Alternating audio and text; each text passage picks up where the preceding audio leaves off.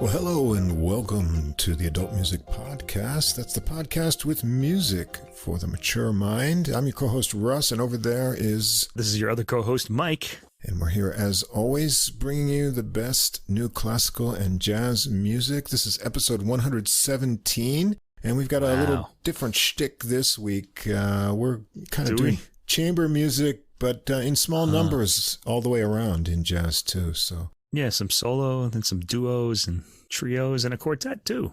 Yeah. I even managed to get a quartet in there.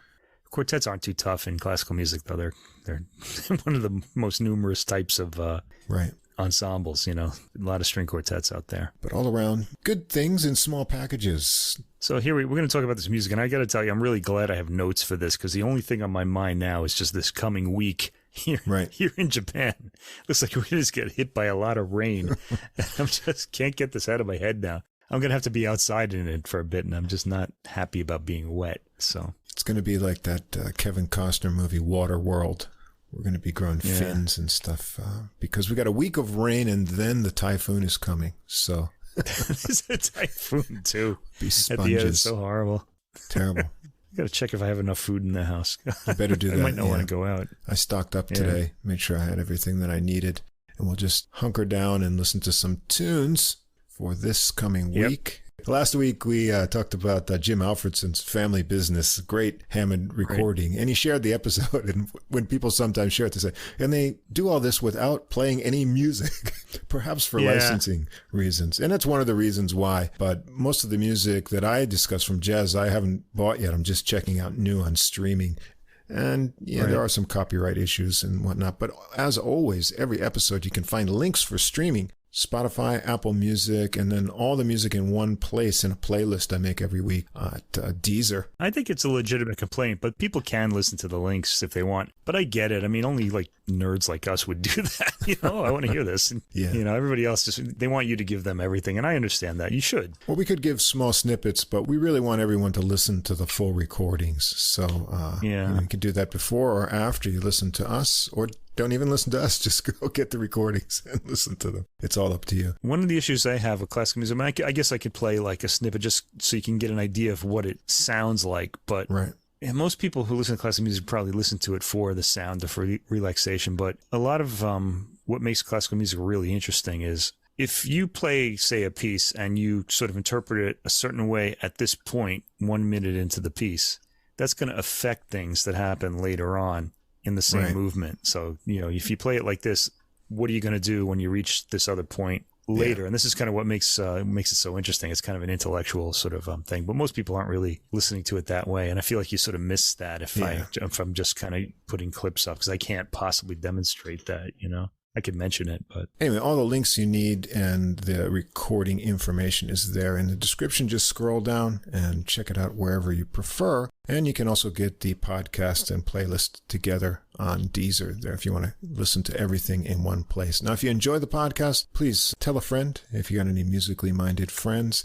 Take a moment, give us a ranking or write a review. That helps us get listed in the recommendations. And also come follow us on our Facebook page. You can get extra info and more new releases throughout the week. I put up a bunch of new jazz there. You can leave a message or comment as well. And if you'd like to contact us directly with any comments or questions, our email address is adultmusicpodcast, all one word, @gmail.com. We'd love to hear from you, and we'll be sure to reply. Before we go on any further, I want to recommend another podcast, our friends over at The Same Difference, Two Jazz Fans, One Jazz Standard podcast. It's kind of a nice compliment to our podcast, as they've said kindly about us as well. We focus on new recordings, and there's always some standards that pop up in the jazz recordings. You'll hear a few tonight. But what they do is pick one jazz standard for each episode, and then they go through the history of it, and they play little snippets of the versions, and they talk about what they like and don't like. And so Johnny Valenzuela and Tony Habra over there. So check out their podcast. I was listening to their most recent episode, which is the Cole Porter tune, I've Got You Under My Skin. I always associate that with Frank Sinatra, because I remember my dad had that record. Exactly. On an 8-track tape. He had an 8-track tape. I still remember it. That's one of the recordings of it that they discussed. Yeah. And that brought back a story for me. Now, I'm getting to be old, so you know how old guys are. They tell the same stories all the time. Now, I know I've told you this, but I don't know if I've ever said this on the podcast. And those guys might get a kick out of it too. So back when I lived in New York, I had another trumpet playing friend when I was studying music, TJ, and we would play trumpets together, and we actually brewed beer together. We had our own little brewery thing going for a while. And of course, like you and I have done for more than 20 years, we would always swap recordings. And I remember one time, I think I had given him my Blue Mitchell, The Thing to Do, which is a great Blue Note recording. It's got Chick Corea on it. And I think he had lent me Frank Sinatra and Count Basie live at the Sands, right? It was live at the Copa Room, the Sands Hotel and Casino, Las Vegas, 1966. And he had taken it. And at the time, we were both university students. He was working for his father's company part-time. And he went in to go to work, and he had these CDs, and he set them down on the desk. And his father's secretary said, "Oh, what's that? What are those?" He said, "It's just some jazz recordings. Trust me, you wouldn't be interested." And she said, "No, what's that one recording there?" And he said, "Oh, all right. Yeah, see, Frank Sinatra, Count Basie at the Sands, like I told you." She says, "Well, what makes you think I wouldn't be interested? I was there." And turns out she was there that night in Vegas because they had their honeymoon there, and was in the crowd on the performance, So a little nice musical coincidence that doesn't happen with streaming. You can only find these little moments if you have the actual CDs. So right. There you go. There you go. It's another reason for the physical item, right? Of which I'm a big fan, and my house is not because there's no room for them. Yep. I was just wooing the ladies today with the giant collection too. She ran for the door when she saw that. This is not normal, not marriage material. This guy's a serial killer. I don't want to be in this house for another minute. Oh. Oh well. All right. Well, also, let's see. I think we're starting out our program tonight with some C.P.E. Bach. Yeah, this is one of our favorite composers. And we just found out this week there's going to be a C.P.E. Bach release coming out soon by Keith Jarrett. Yeah. And that was kind of exciting news. Yeah. It was recorded back in 95 or something. 1994. And it's good old ECM with those gigantic vaults of stuff they haven't released. I want to really go in there and just look at what they have, because I think more than half of it probably isn't released yet. A double album of C.P.E. Bach by Keith Jarrett. That's going to be you got to wonder what he'll pull out of that. Will he do it with the sense of humor, or will he add something new? Or we don't really know, because he's really he's got this really great style as a classical pianist as well as a jazz pianist. So he's really he kind of in a way is the epitome of what we're kind of aiming for here on adult music, because we feel like listeners should be listening to classical and jazz the way Keith Jarrett plays both classical and jazz. Like you're at the summit of like this kind of music, composed and improvised and things like that. Well, it's definitely going to be worth checking out and probably pretty interesting. So I'm looking forward to hearing that when it's available. Yeah, another thing about composed music, some people, like Americans especially, they think, well, there's no there used to be improvisation in classical music. Yeah. But why would you compose music? Well, for the same reason you'd read a novel, because you have this really long story that you can put across. So in a piece of composed music, you can create musical events that sort of, you set it up and then it can pay off later. So it has that sort of narrative quality, or this idea of setting up something so that it will really impact later, or things like that. So that's something that improvised music doesn't do. So it's just two completely different things. I mean, you could do that in improvised music, but you could shape your solo a certain way, but it's a little different because you're doing it over a longer period of time in classical music. Yeah. That's why. So there it is. It's like a novel. They're the novels of music. Let's just put it that way. There you go. Anyway, C.P.E. Bach. Okay, so here's our first recording for this week. Sonatas for keyboard and violin. And that's the name of the album. Usually they'll put the violin first, and I would here, because the violinist is Rachel Podger. Yeah. A British violinist that we like very much. Also, I couldn't resist this because we both are big fans of C.P.E. Bach and Rachel Podger. I want to say, I said this last week about C.P.E. Bach. He's kind of like in the church you have like patron saints. I think C.P.E. Bach is sort of the patron musician of the postmodern age, because he generally has ideas that get quickly interrupted and go on to something else in surprising ways. And that's kind of part of the reason why, because Mozart's music just flowed from beginning to end with a lot of little surprises in it. And C.P.E. Bach would like slam on the brakes and sort of change direction and things like that in the rhythm. And so I feel like he's more fitting for our age than maybe for previous ages, except for the one he was born in. because Mozart thought he was great. He liked his music a lot. Anyway, so Rachel Podger on the violin, and the pianist here, and I looked this pronunciation up, Kristian Bezuidenhout. Kristian Bezuidenhout. That's a Dutch name, and he is born in South Africa. He's on the forte piano and the harpsichord both, so I'll explain when we start talking about the tracks. This album is on the Channel Classics label. You got that name out really smoothly. That's pretty good. I've been practicing say it once more all day. Bezuidenhout. Oh, yeah. Bezuidenhout. Okay. Kristian Bezuidenhout. Couldn't say Yuja Wang a few weeks ago, but now Kristian Bezuidenhout, first time, no problem. Bezuidenhout was born in South Africa, studied music in Australia, and at the Eastman School of Music in New York. How about that? He's gotten around. Yeah. That's just his studies. I mean, I have to stay in the same place. I mean, I really envy these guys that they get to see the whole world like when they're younger. And he now lives in London. So there you go. He's hit all the big English-speaking places, or a lot of them anyway. The instruments used on this album, this is always kind of a big deal when we're talking about music from this era. Rachel Podger plays a Pessinatius violin, made in Genoa in 1739. It's not a copy. It's the original. And I'm guessing she's using gut strings on this too. She gets a really exquisite tone out of this. We'll get into that too. Yeah, this would have been a good one for a music sample, actually, because it really does have a unique sound, this entire recording.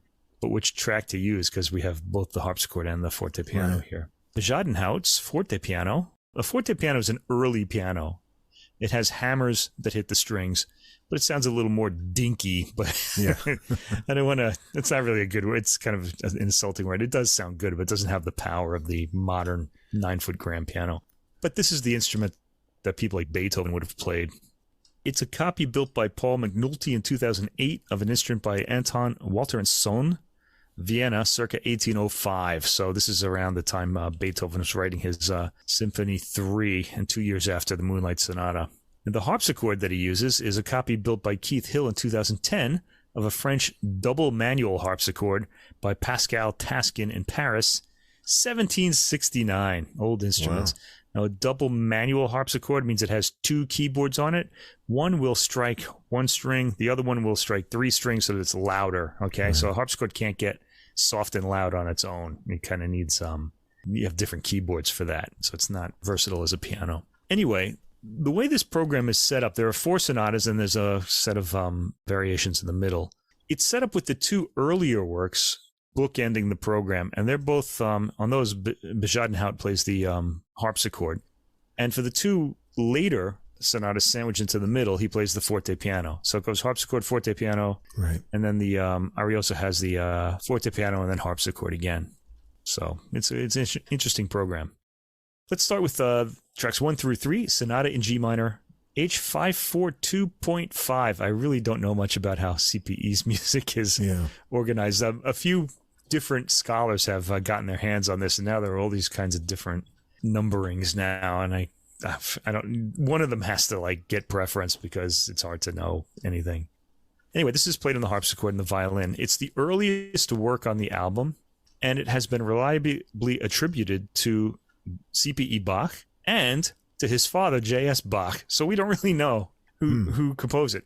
Let me say that again. It's been reliably attributed to both people. That means that there's sort of a trail that scholars followed that leads them to believe that C.P.E. Bach wrote it, and then there's another trail that makes them think J.S. Bach wrote it. Well, and they can't figure out which is which. How old would he have been at the time of this composition? Oh, I have to look that up. Let me see. So he was born. You got to make me do some research here. I'm wondering if it could be possible that he did it under his father's oversight. You know what I mean? And that's very possible. And in fact, I don't have this in my iTunes right now, so I don't know. But anyway, he would have been probably in his 20s when he wrote it, I think. Yeah, so very possible. Yeah, I didn't write the years, even though I write them all the time on the... Dad was looking over his shoulder and saying, don't do that. Well, that's very possible, because the music, it says here, bears in different places the fingerprints of both of them, the musical fingerprints. And the piece draws... And you can hear it. Hear it too. The piece draws on the forms and styles of the Vivaldian concerto, which Johann Sebastian Bach really admired and learned a lot from too, and he copied a lot of those as well. With its 3-movement form and the ritornello principles and concertante effects. Concertante being like the full ensemble in this, I guess the tutti, and then the solo instrument coming in between. Okay, the first movement is untitled. It doesn't have a direction in it. And the keyboard alone plays a ritornello theme. A ritornello is sort of like you hear in a rondo. It means it's just going to keep coming back. It returns, right? Ritornello. Ritorno is return. And then there's a violin solo based on a completely different theme. And then they engage with each other's material. So it's like they have these, it's like you and your girlfriend, you like heavy metal and she likes, Taylor Swift, and now you're trading each other's music together because you like each other. So anyway, this movement, it sounds Baroque even in the way the music moves, because it's got this sort of perpetual motion sort of rhythm to it, as much Baroque music has. At 23 seconds, we finally hear the violin. The keyboard's theme is far more active than the violins here. And Podger has this fantastic, like, vibrato-less sound that always draws me in. I've been listening to her for years because of it. It's kind of a sweet sound, but it's not like very sweet like a modern violin would make. So it's got a little bit of darkness to it, too. It evokes a sound from a past age, and I think that's what I really like about her, because I really feel like I'm stepping into the past when I listen to her play, although you never are. This is something we need to keep in mind when listening to classical music. People say it's old music, yes, but it's being performed today. That makes it music of today because it's being interpreted in a way that it's never been interpreted before, because we don't know what music from the past would have sounded like. We don't have recordings of it earlier than the 20th century. So keep that in mind. The harpsichord positively rains down notes in this opening track.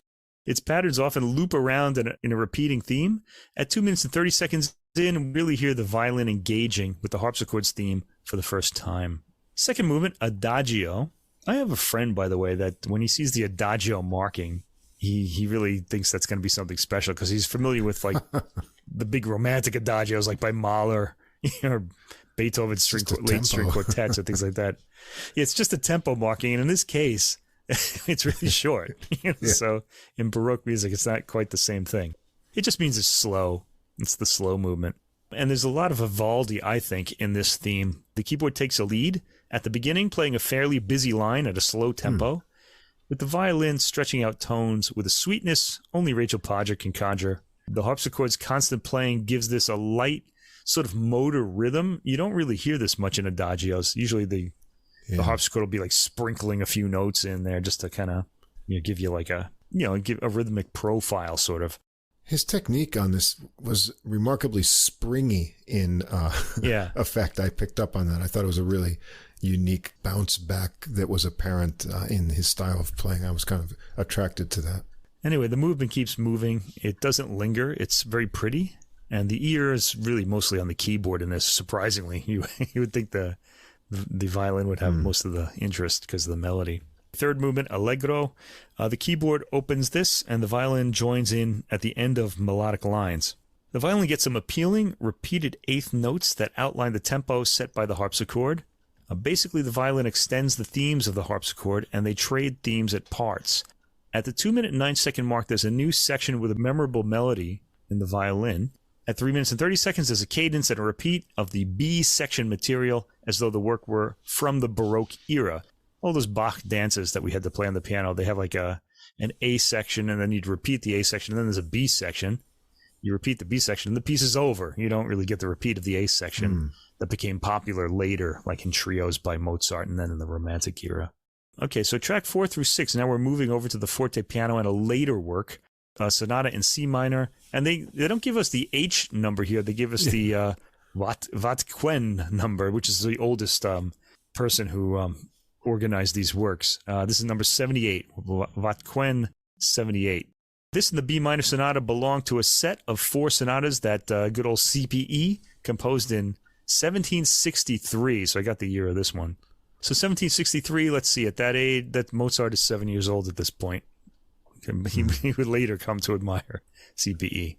Anyway, it starts Allegro moderato, and the pathos, which is a quality evoking pity or sadness, comes from the intertwining of the 2 treble voices. So this is kind of operatic in a way, the way the 2 voices intertwine here. The violin tone evokes pathos well, with the piano playing more like a classical instrument here. it was more like a Baroque instrument, the harpsichord, in the earlier work. So this does sound like it comes from a different period, although the earlier work could have been played on the fortepiano as well.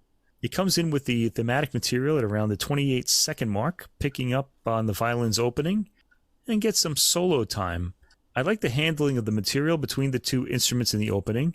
I feel like Podger manages to be more emotive, despite not having the use of vibrato to draw out emotion. She's really unique in this way. I like the way she can draw emotion out of her tone, really, without any sort of effects.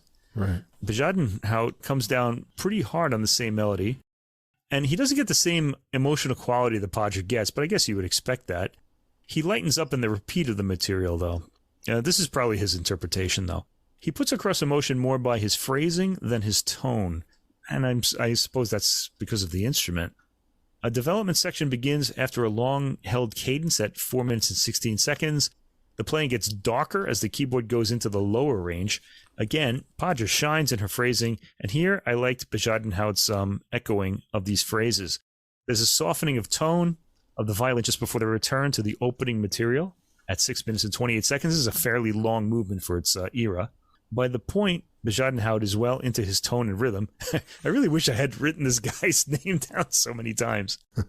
I like the depth he draws out of his bass notes, despite the lighter tone of the fortepiano over the piano. A poignant movement, poignantly played for the most part. Okay, I'm said that because it's hard to say his name. Second movement is an adagio, ma non troppo, but not too much. The first time in the work where the two radically different musics cohabit in the two instruments, conjuring poignancy, fragility, and delicacy. So I guess here the heavy metal and the Taylor Swift have intertwined to become some kind of indie rock or something. I don't know. Lovely arpeggiated lines are heard here in the fortepiano for the opening of the movement. The violin enters almost unnoticed on a pianissimo tone. This is pretty amazing, her entry here. She almost kind of tiptoes in, and crescendos via bowing to the solo spot and plays the touching melody in an evocative tone. Throughout the movement, the piano is busy with arpeggios, while the violin emotes via the melody. It's almost as though the two lines are unaware of each other's presence, really, narratively speaking anyway. The performers certainly know what they're doing in this interpretation, though. At the 4 minute and 9 second mark, the fortepiano's tone mellows with a softer sound on the attack, and Podger plays her line touchingly. She's a pleasure to listen to in this movement especially. Really, she's a pleasure to listen to all through this album, really. The approach to the final cadence is especially captivating in the violin. And the third movement is marked presto, very fast. The booklet notes describe this as collisions between the sonata form and fugue. Okay, a fugue would be more of a Baroque era form where you have note against note, like all voices are playing a melody. Virtuosity and silence, playful imitation, and the energies of a dance of death. To be honest, I didn't hear the dance of death part. Anyway, but Brahms performed this piece on its centenary in 1863, interestingly enough. And if you know Brahms's E minor cello sonata, when he composed that, this movement was probably on his mind. To me, it dances from the start in a kind of fast jig rhythm. So when we hear like a fast kind of dance like this, they're saying dance of death, but it doesn't really have any darkness to it. It sounds like a Bach jig to me, the way they play it here, though. The two performers trade lines. It sounds a lot like something rhythmically, like I said, Johann Sebastian Bach would have come up with. I think of the jigs in his French suites and English suites. It kind of has that kind of feel to it. Though here it's more in the galant style, the decorative style that's not really going for any real emotion. At 4 minutes and 10 seconds, for the first time on the album, we get one of C.P.E.'s sudden harmonic jolts, followed by an odd pause. That's at 4 minutes and 10 seconds. If you want to hear it, the duo respond to it well, understanding the humor here. Now, this is something that Russ and I discussed this week. The works on this album don't have a lot of these hallmarks that we've come to really enjoy in C.P.E. Bach's music. They occur once or twice, but none of these pieces is particularly funny in a way. You know what I mean? Right. C.P.E. has a lot of humor, but here he's going for something else. He's going for something a little more, I don't want to say it would be memorable anyway, but something a little more, not really serious, beautiful. I don't know. I can't really think of the word, but something a little more traditionally artistic, let's say. Right. I don't know what to say about that. And that's the end of that work. Anyway, track 7 is the midpoint of the album, and this is an arioso con variazioni, and it's marked per il cembalo e violino. Cembalo could be a harpsichord, really. In A major, Vatquen 79. But this is played on the forte piano, not on the harpsichord, on this particular album. This reworks an earlier solo keyboard piece in the style of the accompanied sonata, which had spread from Paris and become fashionable throughout Germany by 1780. It's a theme in 5 variations, and this is really nice. I'm not usually a fan of variations movements, but this one had, the variations were really interesting, I thought. There's an interesting sound at the beginning with the forte piano playing quietly and the violin in its lowest range. It sounds really throaty, a sound that we usually associate with the cello, but she gets something like that out of the violin at the beginning. There are pauses between phrases that catch the ear. The theme has a lot of the hallmarks we associate with C.P.E. Bach, unexpected harmonies that derail the approach to the cadence, and sudden changes of direction, and sudden fortissimo outbursts. There's one at the minute and 40-second mark, and many following in this first variation. The variations aren't so dramatically different from the theme that they're easy to spot. You have to be listening to the cadences in order to follow them all. The second one begins at 3 minutes and 30 seconds and has a slightly more ornate piano accompaniment. It features certain patterns that are reminiscent of the Baroque era, and some of them actually reminded me of the chord patterns in Pachelbel's Canon, which a work I think everybody knows, right? If you've ever been to a wedding, you've probably heard this when the bride walked in. This particular variation, the chord changes and the way it was played sort of reminded me a bit of that. It had the same character, if not the same melody. The next variation, the third variation at 5 minutes and 1 second, goes into the darker, slower minor key. It's got a lot more space and stands out from what we've heard so far. At 7 minutes and 11 seconds, a sunnier, lighter harmony starts the next variation. It's slow and touching in its lighter harmony. It has an interesting false cadence after the 8 minute and 50-second mark in the variation. And at 9 minutes and 11 seconds, the fifth and final variation starts. It has slightly more energy, but still proceeds cautiously. In this work, I'm listening more to the keyboard, as the violin really seems to be adding to the keyboard line rather than taking any kind of lead itself. I guess that's why they called it sonatas for keyboard and violin. The keyboard seems to be taking the lead quite a bit here. Tracks 8 through 10 are the other later sonata in B minor, Vatquen 76, and this is played on the forte piano again. First movement, Allegro moderato. The booklet notes say that the work dramatizes to an unprecedented extent the stylistic contrasts between the keyboard ritornello and the violin solo. The ritornello is sort of the tutti when usually the whole orchestra's playing, but the keyboard's playing all the voices at this point. And they experience a gradual rapprochement over the course of the movement. This is actually pretty cool because they start sort of separated and then slowly the two voices come together. It's pretty interesting. And again, this is something that happens over time. This is something I can't give you a musical sample of. You'd have to hear the whole movement. Right. Anyway, it starts with the keyboard playing solo figuration. Bezuidenhout does a lot to accent the bass here, which is providing melodic material. When the violin comes in, it completely changes the feel of the piece, coming in more slowly than the busy tempo established by the piano. At the 1 minute mark, there's a surprising chord, and the piano starts its busy figure again, the violin coming in to interrupt and pull things its own way. The piece is expressing two different temperaments at this point, and at the point of transition between themes, they come together and trade figuration at around the 2 minute mark. We finally get a cadence in the solo keyboard at 2 minutes and 32 seconds. Then the violin starts with another theme. Bezuidenhout is pretty emphatic with his material in this movement, especially in the bass. I guess he's going for something insistent here, and it's a good way to interpret this rather odd movement. Podger basically plays with her sweet tone, trying to bring the material with her, but is generally wrestled away by the keyboard until the end when they start trading figures again. I liked Podger's tone throughout, which she varies quite a bit in this movement. The second movement, this is track 9 if you're following along, Poco Andante. So the first movement sets up this expressive melodic dialogue between the two instruments that we hear here.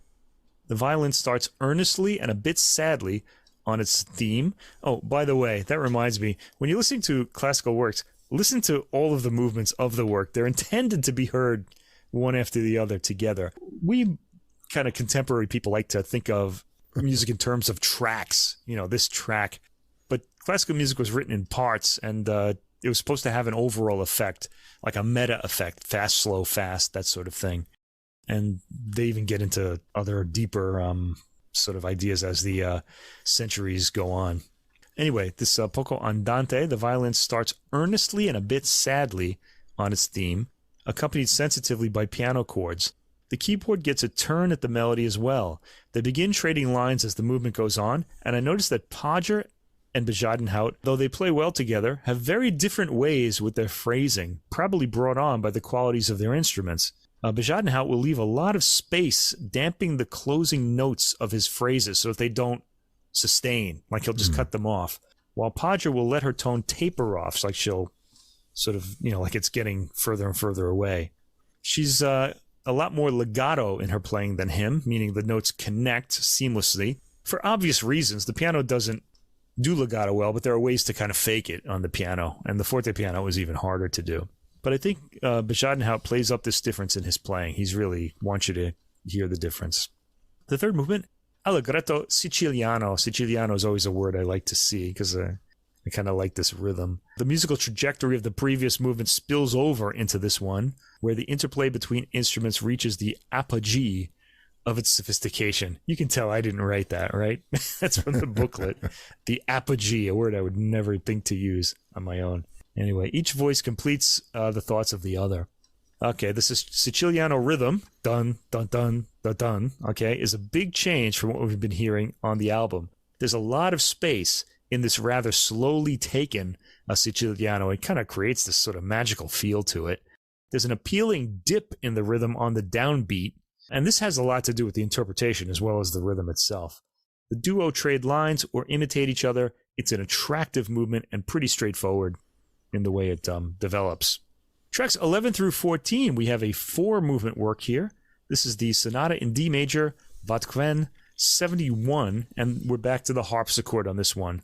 This is a 1746 reworking of a piece that young C.P.E. composed in 1731. That means the first work that we heard is earlier than 1731. Well, maybe not. I don't know. It has a deeply modern, for its time, mixture of styles.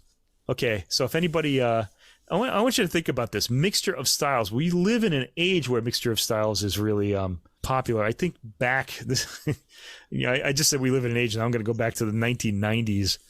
If anybody remembers Beck's album Odelay, it just mixed all these different pop styles into one track on each song on that album. It was pretty amazing. But there are earlier versions of that sort of thing, and C.P.E. does it here. Except that it's different styles of Baroque era music, and you sort of have to know what they are in order to get this element out of the music. This starts out, the first movement has an improvised cadenza that embellishes its final cadence. Okay, there's no note that says whether Bezuidenhout actually improvised this cadenza or if it's was written out by C.P.E. for other pianists to play, so we don't really know. The expressive vocabulary is galant with tender sweetness to the fore. Okay, now galant, let's remember, comes after the Baroque era, and music got more surface level. It's not really going for some sort of deeper meaning here. It was decorative, it was pretty, and Haydn and Mozart sort of changed that by getting deeper with the harmony and creating new ways of expression. Anyway, a brief movement starting with a gentle harpsichord line over which the violin comes in after a measure or two. At 25 seconds, the harpsichord sound changes to a muted guitar-like sound. Briefly, I really loved this moment. A few interesting chord changes are heard. There's one at the 51-second mark. Listen to that. The movement is melodic and has a sung quality throughout. Podger's songfulness shines through in this movement. There's another excellent false cadence at 2 minutes and 20 seconds. The cadenza begins at 2 minutes and 34 seconds and is heard in both instruments, which trade lines and vary the harmony, making us wonder if we're getting too far away from the main key to have it resolve. But no worries, C.P.E. has a smooth regaining of the cadential material. Second movement is an allegro, so this goes slow, fast, slow, fast. So the second movement, this is track, 12. The keyboard's right hand is almost always subservient to the violin's attractively popular melody in this movement. One's ears are really squarely on the violin here in this very lively movement. At the 24-second mark, we hear one of C.P.E.'s characteristic unexpected pauses. Otherwise, this is pretty straightforward and energetically played. The third movement, Adagio, is a stylistic swerve.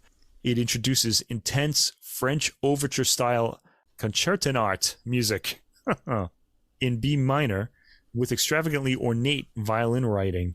It starts in the harpsichord almost in the style of J.S. Bach's Italian Concerto middle movement. So if you know the Italian Concerto by Johann Sebastian Bach, think about the middle movement, and this has that kind of space. The violin comes in with an intertwining melodic line, and after the 1 minute mark, the harpsichord gets a brief moment alone. The fourth movement is a set of two minuets, and this is how the piece ends. The violin shadows the keyboard melody in the manner of a Parisian accompanied sonata in this movement. It's got a gentle opening played with light chiming tone on the harpsichord and a less than full-bodied violin tone here, though warm as always. The harpsichord sound is muted even more for the second minuet. It gets most of the foreground, with the violin offering imitations. And that's the album. First of all, I guess I should mention how good this recording is. It's an SACD, it's a surround sound, and you can also hear it in DSD if you have an SACD player with 2 channels. It gives a great sense of space and clarity in the surround. So the sound is really rich and spacious. The performances are really great, with Podger being the partner I had my ears on most throughout, although Bezuidenhout drew my ears quite a bit too. These two are well matched as a duo, but Podger really stood out for me, and I warmed to Bezuidenhout's approach as the album went on, really. I was really liking him a lot towards the end. Temperamentally, the two players seem very different, with Podger relishing beauty of phrasing and tone, while Bezuidenhout seemed to shine in the more dance-like movements. That said, he has a lot of intricate, constantly moving lines in these works. I especially liked his fortepiano sound and his accents in the bass end of the instrument. You can sample track 6 for some of that. The program certainly interested me, 2 fortepiano sonatas sandwiched between 2 sonatas using the harpsichord, and at the center of all that, the Arioso con Variazioni. These are all interesting works, inviting re-listening in order to figure out how they're put together. They're kind of odd in the best C.P.E. Bach sense. You never get what you expect with him, and with interpretations of his music, this was another enjoyable, surprising album that I will certainly revisit. Yeah, I enjoyed this one a lot. Beautiful playing, wonderful tone, especially from Podger's violin, and I really like that springy kind of feel that he when he switches over to the fortepiano, he retains a lot of that type of mood, even though the tone's very different. And I love the phrasing, very musical direction in all of the phrases of the melodies. And as you mentioned, this recording has a glowing sound quality to it. Yeah, glowing is a good word for it. Yeah. Really awakens you. But other than in a few places, I mean, the music is gorgeous.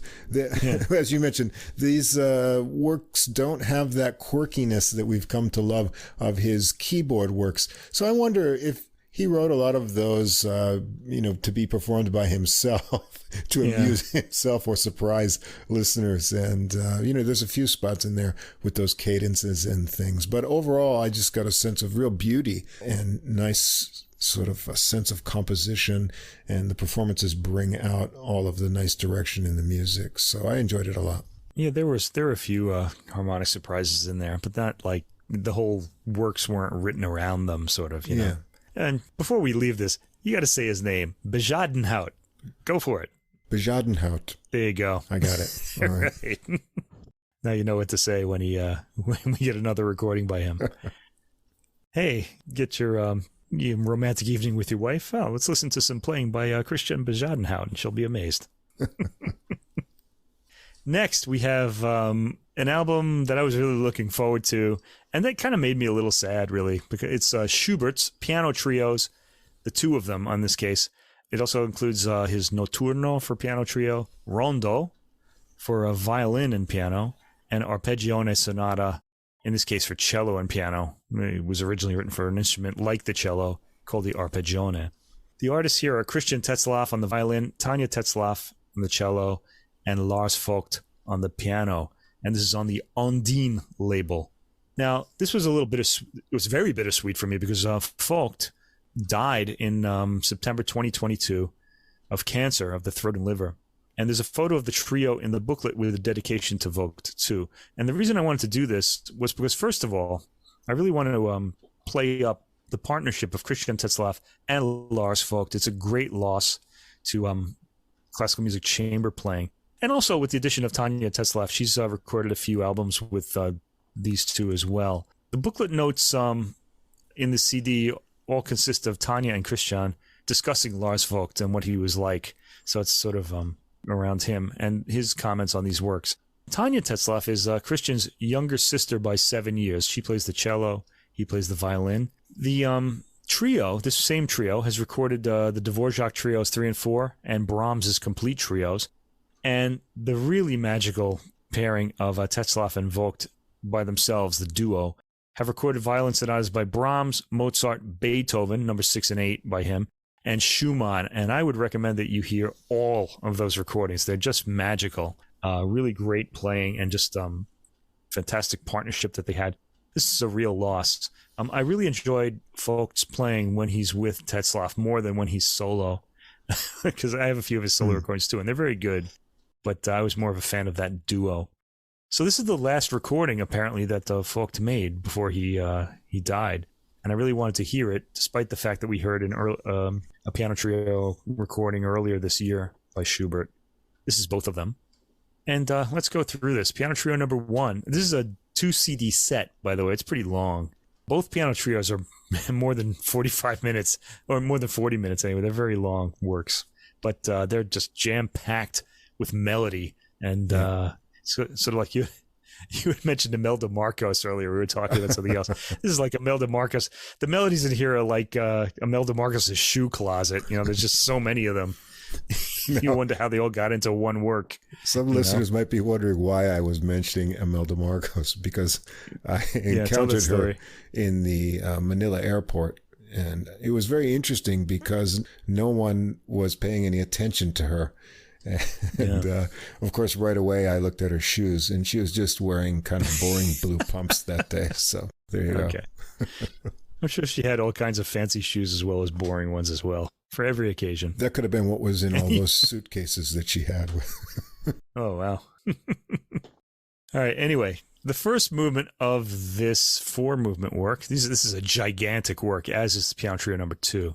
So in Piano Trio number 1, B-flat major, we start Allegro moderato, and the recording right away, you'll notice, is vivid and full. It's recorded very close, surprisingly, with the string instruments bursting out of the speaker in the foreground, and the piano slightly back. That's not going to be the case throughout the entire album, but in this work it is. Now, my ear, of course, is on Vogt, because he plays beautifully, and he gets a solo section at the beginning of the first minute, complete with the famous scales in this piece. He has these scales that kind of go up the keyboard in between sections. At the 2-minute mark, the Tetzlaffs and Vogt all get a chance at the second theme, and the lyricism they all bring to it is superb. From the 2-minute and 30-second mark, I was attracted to Vogt's setting of the rhythm. This movement moves beautifully with the rhythm very present to the ear, not to mention the gorgeous melodies. Every member individually is on top form here. At the 3-minute and 53-second mark, a repeat of the exposition begins, and I realize how fully aware I am of everything that's happening. So compelling is each musician's take on the individual parts. But make no mistake, this is great ensemble playing. At the 7 minutes and 16-second mark, we hear the development section begin. 7 minutes into the movement, that's a long time to get to the middle section. It has spacious elements of the expository material. The bass comes up richly on the piano at 8 minutes and 30 seconds. This is an upfront, richly detailed recording. I'm noticing the vividly upfront piano sound in the 13th minute. I love the interrupted cadence at 13 minutes and 43 seconds, at which point the ensemble slows down and builds gradually to the final cadence via a lot of other key areas. Piano sound is very vivid on the loud chords at 14 minutes and 30 seconds. Excellent performance and recording of this movement. The second movement, Andante un po' mosso, has an extraordinarily beautiful theme. This is really what brings me to this work all the time when there's a new recording of it. I want to hear how this movement is shaped. The cello gets it first and shapes it well. I could have used more upfront presence here. Same with the violin theme that follows. And I have to say, one of my favorite recordings of this work is by the long-defunct Florestan trio on Hyperion. That's still my favorite recording. They get the lyricism of this extremely well. Still, there's intimacy here in the way the full ensemble plays, and I like the vibratoless end of the section at 2 minutes and 30 seconds, which leads directly into an extension of the theme into new key areas. I had complained about the violin's distance at the beginning, but this pays dividends at around 3 minutes and 45 seconds, when the violin shapes the theme distantly and sensitively. At the 4 minute and 20 second mark, a new section and theme begins. In fact, I'd say this movement effectively goes for sensitivity over lyricism. And we hear more lyricism in the Florestan trio recording that I said that I prefer earlier. Here, on this recording, listen to the music box quality. It's almost mechanical. At the 5 minutes and 30 second mark, there are a lot of compelling interpretative ideas in this movement. The tenderness and spaciousness of the playing at 30 seconds onwards is moving and a welcome interpretative idea. And it's got a sensitive ending, too. So to me, sensitivity is the key to really grasping this particular performance of this movement. The third movement is the Scherzo, and it's marked Allegro. The piano opens this with a rhythmic take on the theme. There's a spacious recording and perfect pacing from the trio. The characterization of the theme in the piano is a bit different than what I've heard on other recordings, but the interaction between the members of the trio really makes the approach work. Lines in the piano are sensitively shaped. At the 3 minute 9 second mark, the texture thins out for the middle section. Vogt's chords are very quietly and sensitively played as the Tetzlaffs gently weave a melodic web above. At the 5 minute and 7 second mark, the sensitive piano accompaniment of the middle section lets up, and we hear the A theme repeated. The whole movement is sensitively taken, with exquisite, quiet playing in parts. Okay, that word sensitive again. This is going to be the key word for this particular trio. The fourth movement is a rondo, allegro vivace. Schubert's last movements are usually some kind of dance, and this is a pleasant melody, which the piano takes over in the second half. At the 42 second mark, we get into the first departure from the rondo, and it's appealing with its warmth and running notes. The rondo theme returns at 1 minute and 23 seconds. Great sound at the forte after 2:30. A more dance-like section follows the theme after 2:50, and at 3:55, the rondo theme is back again. Another more dissonant chord-based theme follows after the 5 minute mark. The piano's gently rippling accompaniment at 5:58 is very appealing. I have to say this movement is exceptionally well shaped by the ensemble. Vogt's playing throughout is sensitive and evocative.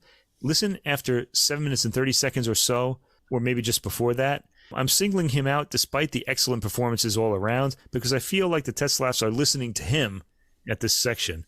The piece ends on gentle piano notes followed by a forte cadence. So there are elements in this that are really magical and make me want to hear it again. Overall, I prefer the Florestan, my favorite Florestan trio version of this, but this one has special things that the Florestan don't do that I kind of want to hear again. So once again, in certain sections, I'm really torn as to what I want to hear. This is the torture that we classical music listeners suffer. Which interpretation to go for? This ensemble does this that I like, and this other ensemble does this other thing that I like. Anyway. The fifth track is the Notturno D897 for piano trio. All of these works, by the way, were written between 1826 and 1828, the year Schubert died at the age of 31. So these were magical years for him. This is really incredible what came out of his pen. The Notturno starts with Vogt playing quiet, gentle chords, and he plays them beautifully. The Tetzlaff siblings play a harmonized melody over Vogt's watery textures, and it's stretched out and languorous. At 1 minute and 15 seconds, a highly muted section of the theme begins, complete with pizzicato violin. The next variation at 1:40 is vibratoless and smooth. A new, more emphatic theme starts at 2:20 and features rushing arpeggios in the piano. There's beautiful quiet playing at 3:20 that crescendos to a powerful, loud theme. At 4:29, we hear the rondo theme come back.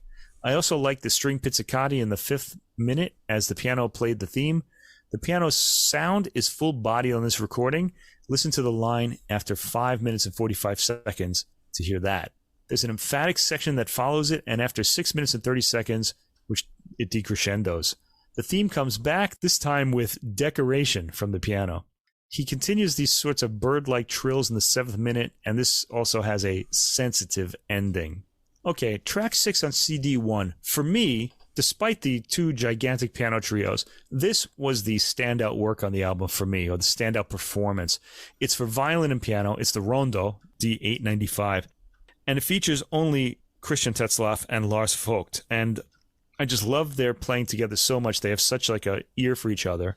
And Tanja Tetzlaff fits into the ensemble well too, but there's something really special about these two together, and we hear it here. And this is probably the last performance, as far as I know, that they recorded together. And it is fantastic. It starts with some emphatic, full-sounding piano chords in a spacious environment. There's a good amount of room ambience, which helps the recording here. The violin is beautifully balanced, and listen to Vogt's gossamer light accompaniment at 44 seconds as the violin takes the theme. Tetzlaff phrases beautifully in this work. Vogt then gets the theme in the bass at 110, and it's Tetzlaff's turn to play the arpeggiated accompaniment. The gradations of volume in this performance are astonishing, and it saddens me to think that this great duo will not be heard in any new performances.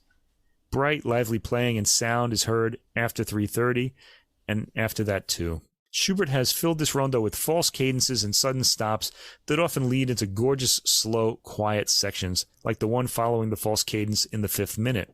As always with Schubert, the various melodies, even in the departures from the rondo theme, are memorable. The light, fast bowing leading to the cadence at around 12:50, and the whole momentous approach to the prolonged ending is electrifying. This is a performance that will reveal new details in the piece and interpretation with each successive listen, and I personally have never heard it better performed than here. All 13 plus minutes are bathed in beautiful playing and sound. Okay, we go on to CD2 and Piano Trio number 2 in E-flat major, D929, also known as Opus 100. Schubert may be one of the few composers whose works are very long, but you still love every minute of them because the melodies are so gorgeous and the orchestration and development are so inventive. Both piano trios put me in that place. Okay, now this piano trio, I thought didn't... I got to say something about the interpretation of this because it's interesting, but in this case, I much preferred the Florestan and their lyrical approach much more than this performance. The opening of the Allegro in this performance is taken slowly, but the cello melody following registers well. It's odd hearing it at this pace. It sounds rather deliberate, like Vogt's, I heard Lars Vogt's second Brahms piano concerto, which he himself conducted, and I thought it was a little too measured, and this is kind of sounding like that too. It's fine, but I'd rather hear these memorable melodies flow more. They feel like they're being held back here, and I think there's a reason for it too.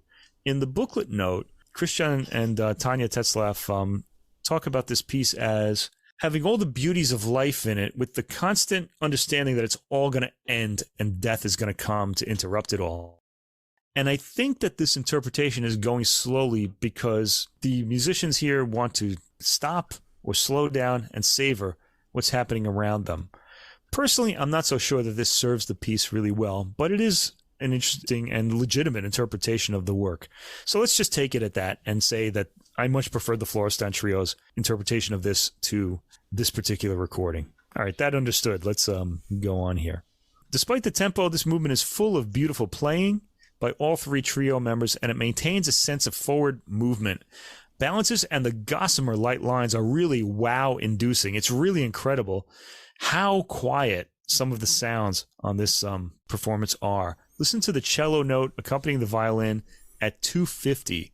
We hear a repeat of the opening, and then at 7:15, deep into the movement, which is 16 minutes long, the development section finally starts. There's a lot of space in this development section with the cello and violin intertwining slow-moving melodies and the piano rapidly sprinkling scales as accompaniment. I'm pretty amazed at how powerfully and clearly the fortissimo climaxes impact. At the 11-minute and 15-second mark, the recapitulation begins. Despite the slow tempo, it really does sound like Vogt is racing through his scale patterns. It's kind of an odd take on this movement. There's a lot of clarity in the phrasing, and every detail stands out. Now, I just thought, okay, they're doing this movement slowly, but in fact, the entire work, all 4 movements, are taken at a slower tempo than we're familiar with if you've heard this work played many times before. The second movement is marked andante con moto. It starts with a marching rhythm in the piano, which the cello plays over warmly and melodically. And the tempo again is slow, but it fits the music well in this case. Dynamics are extraordinary. The gradations of quiet playing between the instruments draw the ear in. The louder sections, as at 5 minutes and 5 seconds, again, amazing clarity with the strong attack, draw a lot of powerful emotion out of the music. At the end, the slow tempo leaves a lot of space in the very sparsely orchestrated material. I just want to say, this particular recording, the Florestan Trio does not achieve the kind of dynamic differences that this ensemble does on this recording. It really is remarkable in that respect. The third movement, Scherzo, Allegro moderato, slower tempo again. I feel like the length of this work is a long time to be listening to the tempos at this slightly slowed down speed, no matter how beautifully the detail is projected. The ensemble rather takes the edge away from this movement, playing it for its elegantly dancing themes, which sometimes sound music box-like at this tempo. It's metronomic, but beautiful tone all around. The fourth movement, Allegro moderato, my personal favorite movement of both Schubert trios. This was, the most special as far as invention goes. Again, we've still got that slightly slow tempo. It brings out the curvature of the melody, but for the straighter lines, it rather hinders their energy. I did like the way the repeating themes, starting at 122, with the rapid first line in the violin, then the cello came up. Listen to the way the violin's accompaniment is audible while the cello plays the line after 1 minute and 40 seconds. There's an excellent false cadence taken at 4 minutes and 10 seconds, and before that, some powerful and lightly taken repeated notes produced by rapid bowing of the violin and cello. It's amazing how vividly these details of texture come up in the recording, as I've mentioned before. While I like the way we can hear every note in the piano pattern at 4:55 and after, this is more exciting at the faster tempo. Notice the violin pizzicati lightly taken during the cello's turn with the melody at 5 minutes and 20 seconds and after. This entire piece is being played so the quieter details can be brought out. Each instrument for the remainder of the work plays a repeated note theme in combination with variations on the accompaniment. I enjoyed the detail, a lot of which emerged to my ear for the first time, but throughout this work, I missed the flowing tempo that I've gotten from other recordings. Okay, so not my favorite version of the work. Tracks 5 through 7 are the Arpeggione Sonata in A minor, D821. This one was written in 1824. It's a little earlier than the others. And I think this is the only duo performance that Tanja Tetzlaff and Lars Vogt ever recorded together. And I'm glad to hear it, and glad they got a chance to record one before Vogt's untimely death. The Allegro moderato, this is a 3-movement work. The first movement, Allegro moderato, track 5, features rich tone from Vogt in the opening chords. This entire double album has great sound, but I'm going to have something to say about that soon. It's nice to finally hear Tanja Tetzlaff play in a duo performance. She's got a rich tone herself and phrases sensitively. This has a rather romantic feel to it, with nicely placed rubato at the end of phrases. At 6 minutes and 13 seconds, we get not only a section change, but a change of overall sound on the piano's chords. Now, I was really curious about this. I should have listened to it again, because maybe I misheard it. But at 6:13, it sounds like there was an edit, and this part of the piece was recorded on a different day with a different mic setup. The piano actually sounds different here. It sounds brighter and at times harsher. And I'm wondering if Vogt changes his approach, or if it was recorded on a different day. I don't really know if he's trying to bring something out of this or if it's just the recording. The sound on the cello hasn't changed noticeably in this section. Pacing in the movement flows well, with the constant cello figuration moving at a familiar pace. The slowing of tempo at the 11-minute mark and after is neatly done, and I like the sensitive approach and tone from both instruments here. The second movement, Adagio, is brief at 4 minutes and opens with piano chords followed by a typically lovely Schubert melody on the cello, legato and melodically long-breathed. The piano sound is fine here, but it's not as upholstered as it has been on the rest of the recording, up to the middle of the previous movement. The third movement, Allegretto, the movement is launched into directly from the end of the previous movement. It moves at a comfortable and highly appealing mid-tempo dotted eighth rhythm. This is a rondo, so we get a more active section after the opening, which settles back into the comfortable rondo theme in the third minute. A folk dance follows this iteration of the rondo. A more rhythmically aggressive section follows, then the final iteration of the rondo theme. I actually did check the recording dates of this, and it was recorded over a period of 4 days. So I don't really know what they recorded on what day. So this was a pretty mostly awesome recording and set of performances. I love these works to the skies, and this is certainly a recording I'll return to, like all of the Tetzlaff Vogt recordings. That said, though, my preferred recording of this is still the Florestan Trio on Hyperion Records. I think they recorded those in the 1990s. They're getting pretty old now. I'm glad the trio got to record these works, which are among my favorites. It's got gorgeously rich recorded sound and great performances all the way through, with the addition of the Arpeggione Sonata at the end. All of the music comes up sounding fresh, as is so often the case with the Tetzlaff Vogt recordings. These guys had a unique way of interpreting music together. I absolutely encourage you to listen to all of their duo recordings, and this one's really worth listening to. And I would say especially for the Kristian Tetzlaff and Lars Vogt performance of track 6 on CD1, the Rondo D895. Absolutely hear that. Yeah, I've listened to these trios quite a bit in different performances. In the spring, I don't know why I always get into listening to trios over the spring. Yeah. And I like this group, the Trio Wanderer, and they've got a pretty large discography of recordings, and I've heard their performances. Yeah, that's not, I should mention, that's not this trio, but you like the Trio Wanderer. Yeah, the Trio Wanderer. The way you said it made it sound like this was the recording by them. Who play a lot of different trios, but these particular Schubert, Trio 1 and Trio 2. And who we might be hearing soon, by the way. They have a new album out. Oh, wow. Well, not cool. Of quintets, so it's the trio with they do musicians. They do expand sometimes. Anyway, I really like these versions. I thought they were passionate, but very sensitive, especially to dynamics. There's so much detail, but I never felt it was indulgent, which is a possibility with this very romantic and passionate music. But excellent phrasing. Like I said, the dynamics really stood out, and the tone is wonderful all around. And the recording helps all that by being warm and full sounding, but yet the detail comes right through. So I thought it was extremely enjoyable. So much I just sat through it all in one listen, right through the whole 2 disc I took a few days for this. And I just really enjoyed it. So I'll probably be coming back to listen to them again soon. Yeah, I'll probably hear them again soon, too. I need this recording to kind of grow with me, as well as the other recordings that this duo and trio have made. Yeah, fantastic. Listen to them all. Just go through. If you have a streaming service, download them all.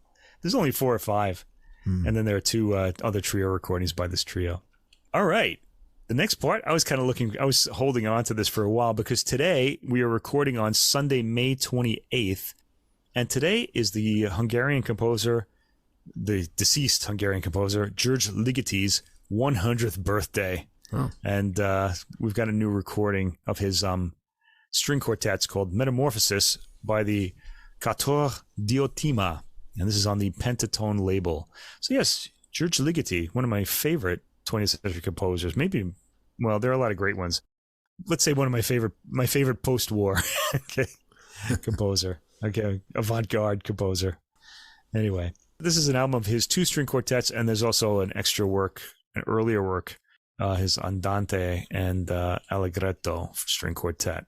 The cover art on this album, this Pentatone album, features the quartet, who consist of what looks like 3 middle-aged French guys and one very young-looking Chinese guy who looks a lot younger than the rest of them. Although I've seen, I don't know, he seems to have lost a lot of weight from earlier recordings, because I've seen his picture. He just kind of looked like one of the other guys in the original ones. Anyway, and they're standing in what looks like the spaceship portal from 2001: A Space Odyssey behind them, giving this album a kind of spacey look, which I think probably isn't a bad sort of way to frame it, given the way string quartet number 2 sounds. We'll get to that when we talk about it. There's a compelling brief essay in the CD booklet signed by the quartet that describes their thoughts on these works, and they're pretty intricate. I'm going to leave that essay for you to read. They're detailed, they're intricate, they're not pretentious, but they're kind of getting close to that. But they're anchored in reality. Let's just say that they explain these works really, really well. They make these works sound like some magic is being performed, claiming that the music is on the edge of utopia. I rather liked the idea.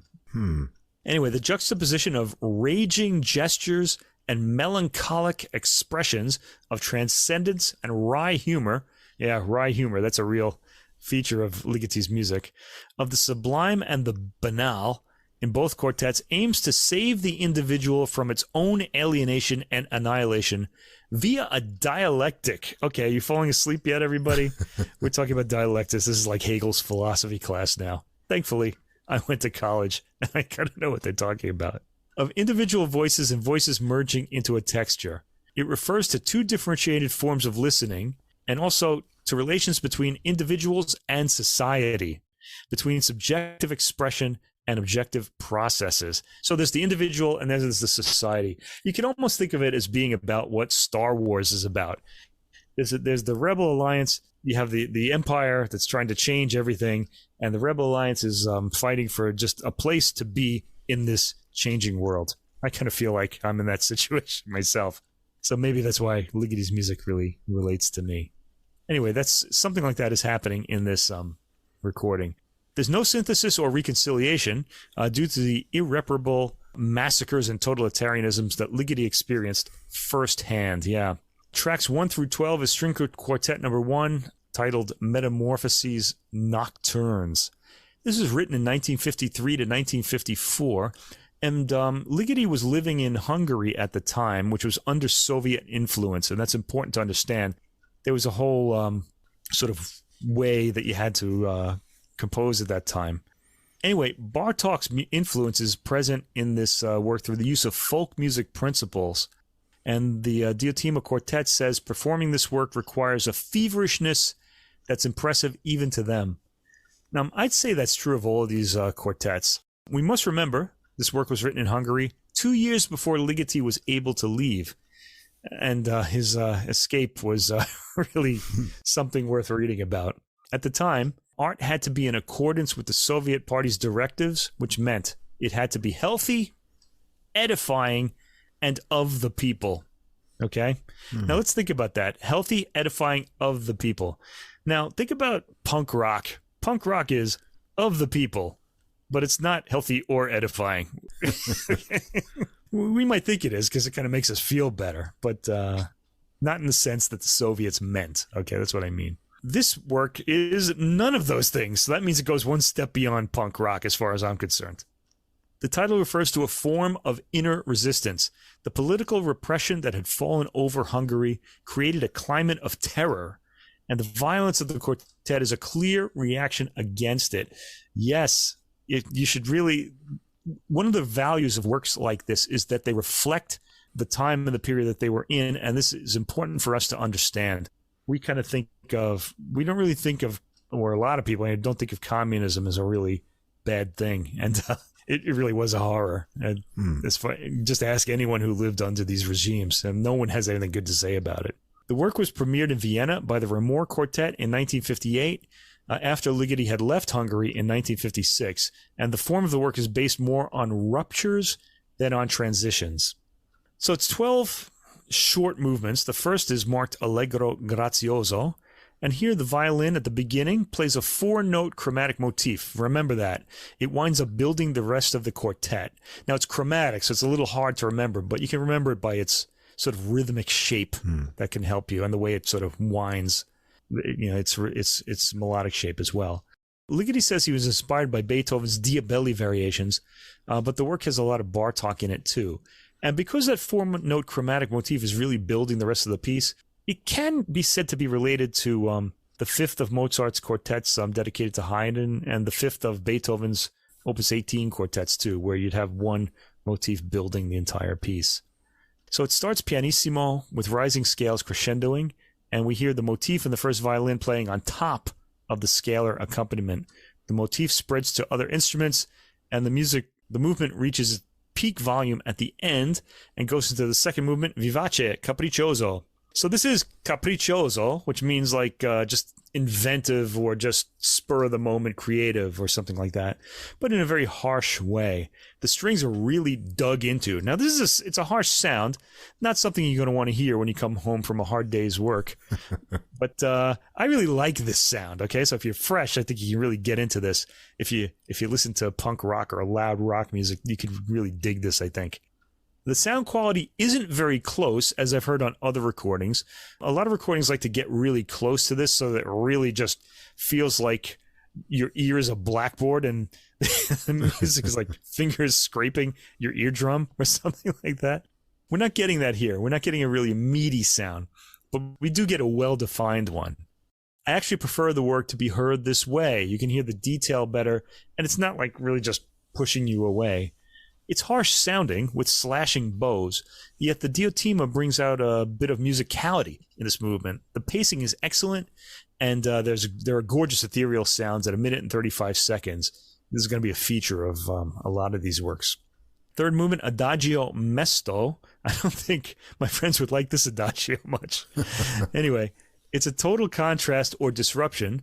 It's got kind of a Bartók night music texture in the accompaniment. I'm trying one of the string quartets. The second piano concerto by Bartók has this kind of texture, if you want to hear what it sounds like. The middle movement. The violin soliloquizes above these really thin-sounding chords and slow-moving chords. The music is calm, though a bit anxious in the solo lines. Soon a duet with the cello starts. Patterns being passed around the quartet are very easy to identify here, and in general, it's a clearly argued work despite its disruptions. Fourth movement, Presto, disruption with a rhythmically lively, leaping rhythm, nicely outlined by the quartet. This performance doesn't have the wildness I've heard from other ensembles, but I think I prefer this recording to the others now. The fifth movement is Prestissimo. It has rushing motor rhythms in the accompaniment as certain of them step out and play more forwardly placed rushing lines. At the 38-second mark, there's a great contrast between the loud pizzicati and the very quiet accompaniment. Excellent balance and realization of the score here. The movement ends with dug-in bows drawing out some meaty tone, followed by a skittering bow on a single string. Sixth movement, Andante Tranquillo. More Bartók night music here with a violin trilling quietly above. A more aggressive section appears in the middle, followed by faint trilling on the strings by the entire ensemble. Amazing realization of dynamics here, and in other movements that we're going to hear as well. The seventh movement I rather liked. Tempo di Valse. Actually, I liked them all, but this one stuck out for me. Moderato con eleganza un poco capriccioso. Again, like whimsical. It's got a kitschy sentimentality in it. The sentimentality is magnified here, so it's got a bit of irony, and this is a good example of what musical irony is. The rhythm really sounds kind of drunken here, like it's a drunken waltz, like the waltz had too much champagne. And it's a pretty amusing movement, really different in character than what we've heard so far. Track 8, Subito Prestissimo, is a rupture with the previous section. It's a fierce peasant dance with an odd rhythm. The movement also, it sounds like it's changing beats with each movement. This movement also has a mysterious sounding nocturnal music reminiscent of Bartók at 40 seconds. Okay, and the movement ends with this, the Bartókian quiet part. Movement 9, Allegretto. Un poco giovale. This has a pizzicato bass and an odd rhythmic pattern to it. It also has a bit of a drunken head-spinning feeling to it. A pizzicato line appears at about 38 seconds with slashing bows accompanying. Movement 10, poco più mosso. Emphatic tones at the beginning lead to a snapping string sound with ostinato patterns accompanying. On top, a violin plays a rough theme. There are lots of drunken glissandos at around the 1 minute mark. Then a very quiet, repeating pattern in all the strings appears, crescendoing to the end. Track 11, or movement 11, Prestissimo, starts on sul ponticello playing in all the instruments. That's playing the bow close to the bridge of the instrument, and it gives it a kind of ghostly, sort of out-of-body sort of sound. It's aggressive and exciting, and the cello seems to be responding in the upper strings when it comes in the low end. The quiet is interrupted after the first minute by an explosion of aggressive lines. The movement ends with pizzicati. And then the final movement, ad libitum senza misura. At the beginning, the opening 4-note chromatic motif returns in its original form, like a memory, and it's wrapped in a shimmering fabric of harmonic sounds. The lyrical character of the motif is immediately distorted and caricatured, as if it were mocking itself. Ligeti actually indicates in the score that it's to be played with irony. From the minute 30-second mark, the theme reappears in the cello, but is interrupted by a sudden gesture from the 4 players, and the whole work is extremely polarized. So at the beginning, a glissando up to an aggressive pattern in all 4 strings, followed by a looping pattern on all strings, close to the threshold of hearing. Great technique here as far as dynamics go. The violin and cello play a quiet duet just above this. The cello at 120 sounds like it's being detuned as it plays. All kinds of interesting sounds are heard in this work. At the 207 mark, there's a loud upward slash of a chord, followed by silence. The string harmony comes in very quietly as the violin and possibly viola play hushed lines. The work ends on a natural fade of this material. I think if you're living in turbulent times, this is actually a good piece to hear because it'll kind of it sounds like it's speaking truth. I think if we're living in peaceful times, people wouldn't like this so much unless they're looking for something really harsh. But I would say give this a listen. It might say something to you. No matter how unappealing it may sound if you listen to classical music for its beauty. Speaking of beauty, tracks 13 and 14 on the album, the Andante and Allegretto for string quartet, were written in 1950, before the first string quartet. And this has the influence of Ligeti's teachers, Ferenc Farkas and Zoltan Kodály, the very famous Zoltan Kodály, Bartók's pal, who did a lot of research into folk music as well. Also, Ligeti was working on Romanian folk music at the time, and that can be heard too. The melodic contours and harmonic structures are modal with chromaticism. And oh boy, did I love these two works. They don't really sound... They do sound like Ligeti, but they're lovely, really. The first movement, Andante Cantabile, has beautiful modal harmony at the beginning of the work. It sounds sort of folk-like. It's played now with full tone, so we're not hearing the skittering sort of tones that we heard in the first quartet. And it's a good contrast with the first quartet, throwing it into relief. It's a calm, melodic movement with some folk song elements to the themes. You can hear a clear folk song melody at the 2-minute mark. There are some beautiful full harmonies in this piece, contrasting with lighter melodic sections. I found the lighter music at 3:20 and afterwards to be especially appealing. The harmony is generally played without vibrato, which gives it a pure, sort of churchy sound, like a faint organ at times. And the second movement, Allegretto poco capriccioso, there's that word capriccioso again, whimsical, whatever comes to mind sort of thing. The rhythm has a light and gentle dance feel to it, and I really loved the way that the Diotima shaped this. It's very appealing on first listen. The quartet capture the rhythm well.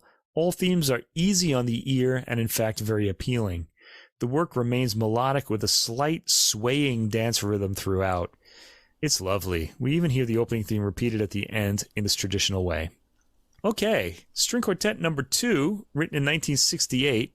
The Diotima Quartet in the booklet note claims that this work unfolded the alphabet of the future, musically speaking. There's a contagiousness in the writing in which anything emitted by an instrument is transmitted, affecting and infecting the other 3 instruments. I really couldn't have said it better myself. That's a really excellent way of putting it. Until no marks nor borders are recognizable.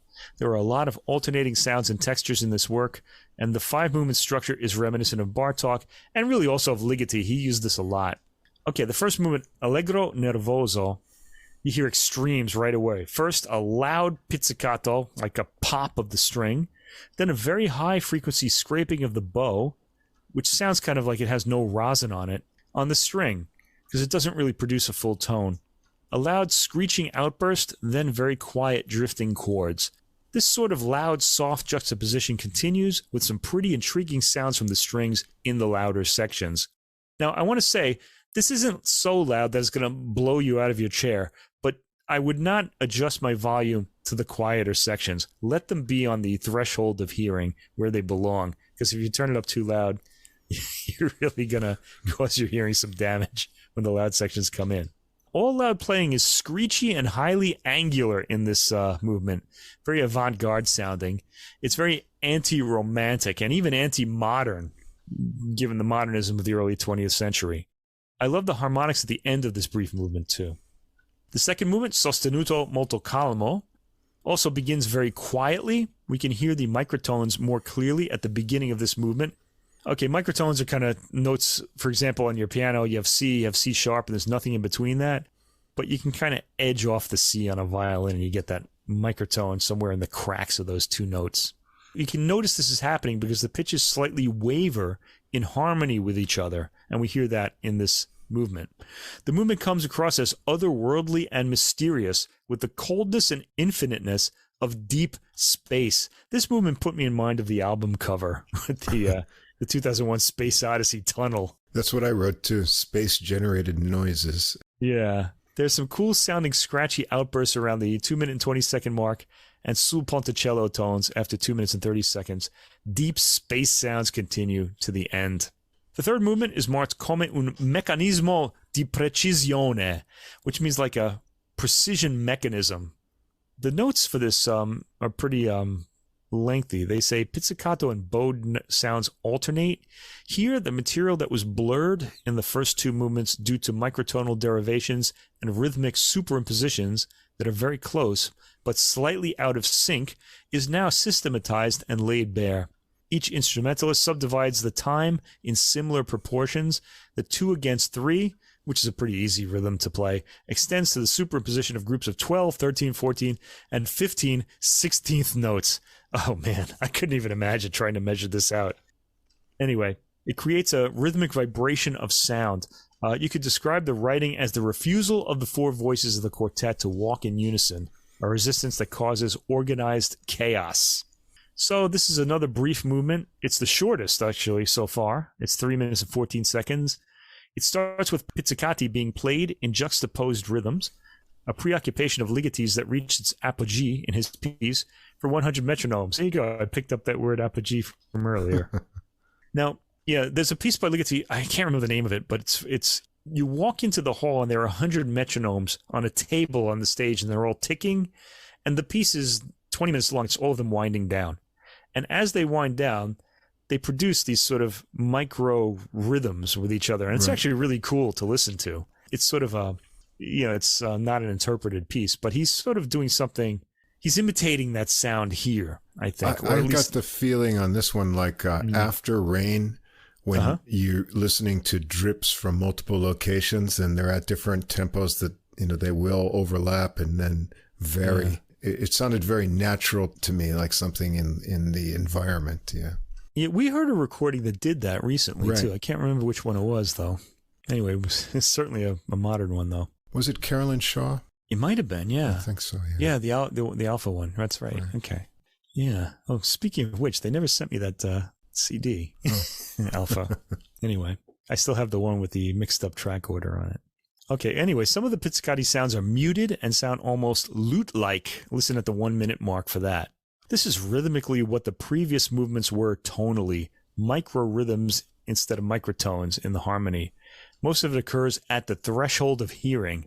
I'm not sure how some of these sounds are being produced, but towards the end, the pizzi get a raindrop effect. That's what you said. Right. And there are other unusual sounds as well.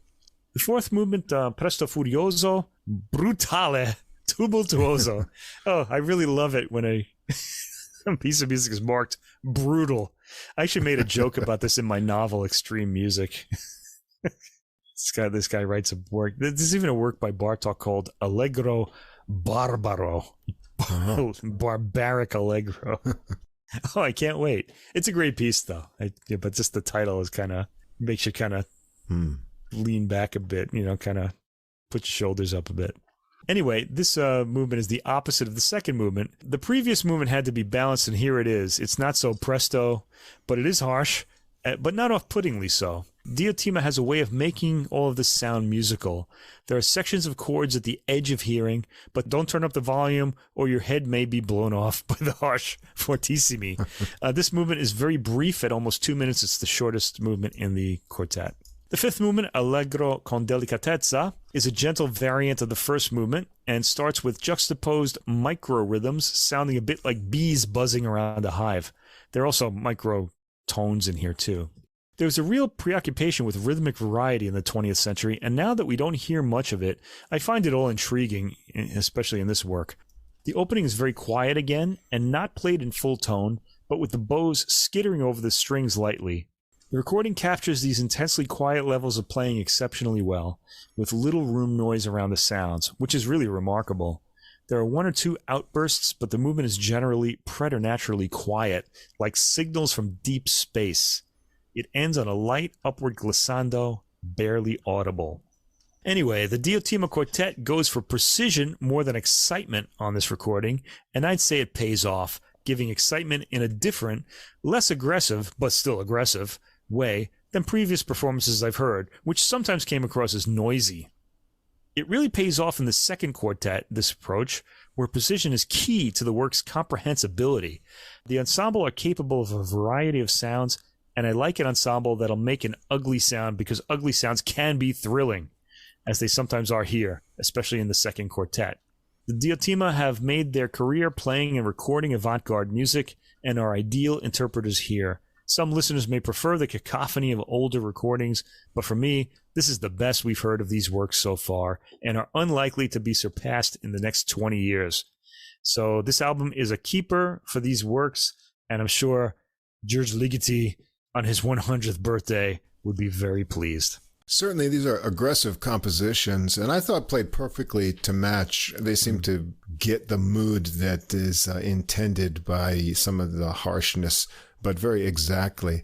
It's interesting for the variety of techniques and then the resulting sounds that you don't quite expect from a group of strings. And I really found myself wishing I was watching what they were doing. Exactly, yeah. How are they doing that sound? It seems visual as well as just listening. Yeah, you want to see this too. Maybe there's a video on YouTube. I'll have to check. Yeah, I'd be interested to see. Otherwise, the harmony can be harsh, but the compositions are kind of playful and explorative, going in different directions that are interesting. So you get pulled through following along and wondering what's next. And overall, the programming is nice. I found the Andante and Allegretto make a softer, creamy center to the recording between the crunchy quartets. So you can sort of chill out for a little bit before you get back on the interesting techniques and harsh sound. Yeah, you mentioned the playfulness too. The post-war kind of serial music composers weren't playful types. They were deadly serious, and their music often was boring. Some of it was really great, but Ligeti, it's even despite the horrors of living under the Soviet regime for his childhood and later, and his kind of harrowing escape from it, he seems to have always kept his kind of this sort of playfulness to him, this sort of childlike thing, despite the high intellectuality of his music. So it's an interesting kind of juxtaposition, and I'm just really appreciate him for that. He's almost a person that can show us how to live in difficult times. You don't get any sort of ill intent coming through the music, even with the strange sounds. It's rather interesting, kind of like exploring what these techniques will do and then relating the different sounds again to what comes in the program. So it doesn't come off as sounding dangerous, but rather, enjoyable. In my novel, Extreme Music, there's one which you can buy on Amazon, by the way. There's a character he's a composer, and all of his music is written to annoy his parents. That's its whole purpose. Right. Anyway, that's not like this, though. No. Check it out. You got to be in the mood for something adventurous, though. But I was that day, and I had a good time with it. I liked it, too. I was really pleasantly surprised by this album. I'll definitely revisit it. All right, over to the jazz section now, and we're going to go 1, 2, 3. We're going to reset and build up with our only solo recording of this week's podcast. And interestingly enough, that's what it's called, Solo. And it's on Sunnyside Records. It's by the pianist Benny Green. It came out May 12th. Now, who's Benny Green? Well, he's 60 years old now, born in New York, but he grew up in California, got turned on to jazz by listening to his father's record collection. His father was a sax player, by the way, and he played a bit with Bobby Watson and Betty Carter, but I first heard of him because he joined up with the great Art Blakey and became one of the jazz messengers right through till 1989. And then he went off to play with Freddie Hubbard with his quintet. And so I was listening to a lot of Art Blakey and Freddie Hubbard back in those days. And his recording career has gone on to more than 100 sessions.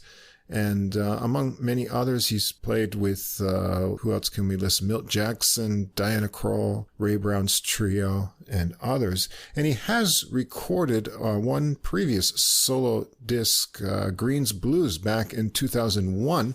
But this one sort of comes out of isolation during the COVID period, where I guess all musicians were playing pretty much by themselves a lot.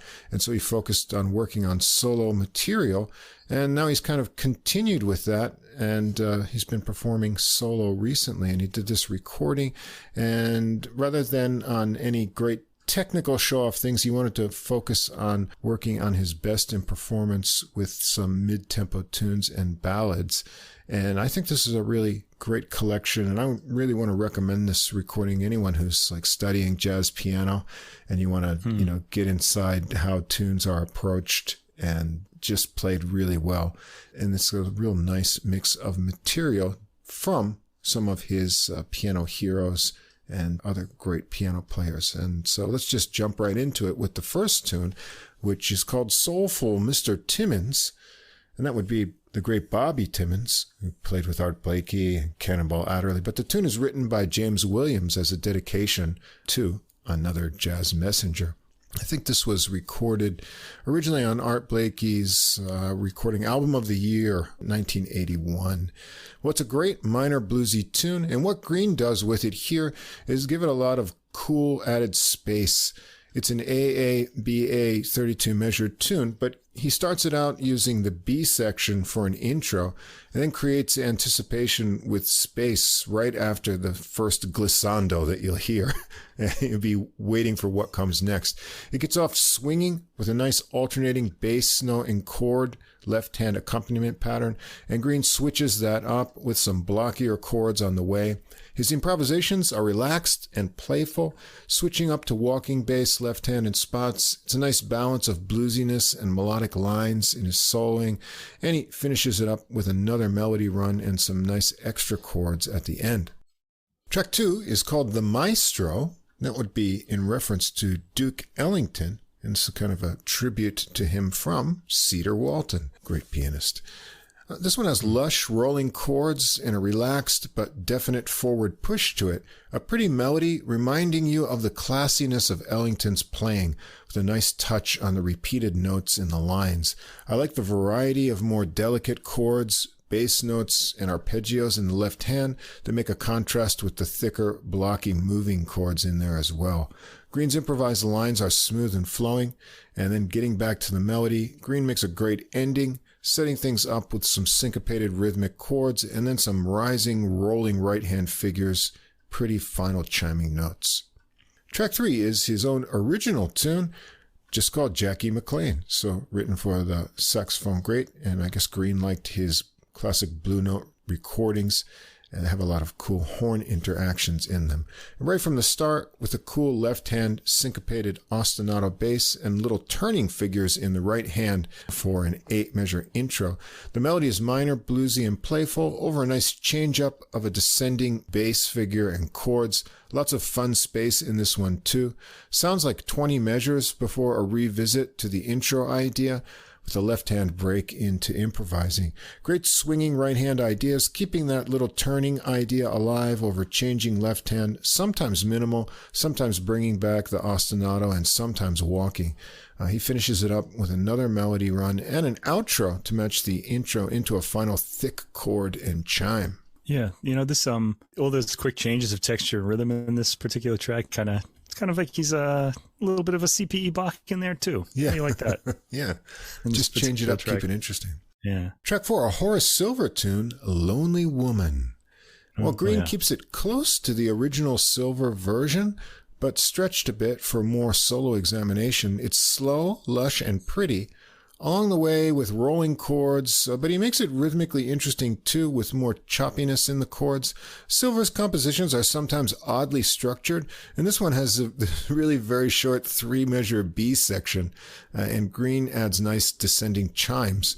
The last section gets some more pretty ascending and then falling lines to a pause, then once more getting some rhythmic flow to a final rising line and chord. Very tasty playing here. Well, then we're going to go right to a Bobby Timmins tune. Everyone knows this one, I think, if you're even a little bit of a jazz fan. This Here. And so this kind of bluesy swing of Timmins playing got into Green's consciousness when he played with Art Blakey. And everyone should know this one, too, from Cannonball Adderley's Live in San Francisco recording, too. And only someone as funky as Bobby Timmons could have a song called This Here and another tune called Dat Dare. So, just simple funkiness there. Green gives it a relaxed feel, and you enjoy the infectious riff. I like the choppy left hand on the contrasting section. Green has some harmonic fun with the bass under improvised lines, alternating with more funky chord sections. He gets rollicking, a bit boppy, some fun triplet lines in there too, and percussive chords as well before hitting the melody again. Great bluesy descending line and final cadence to wrap up the tune.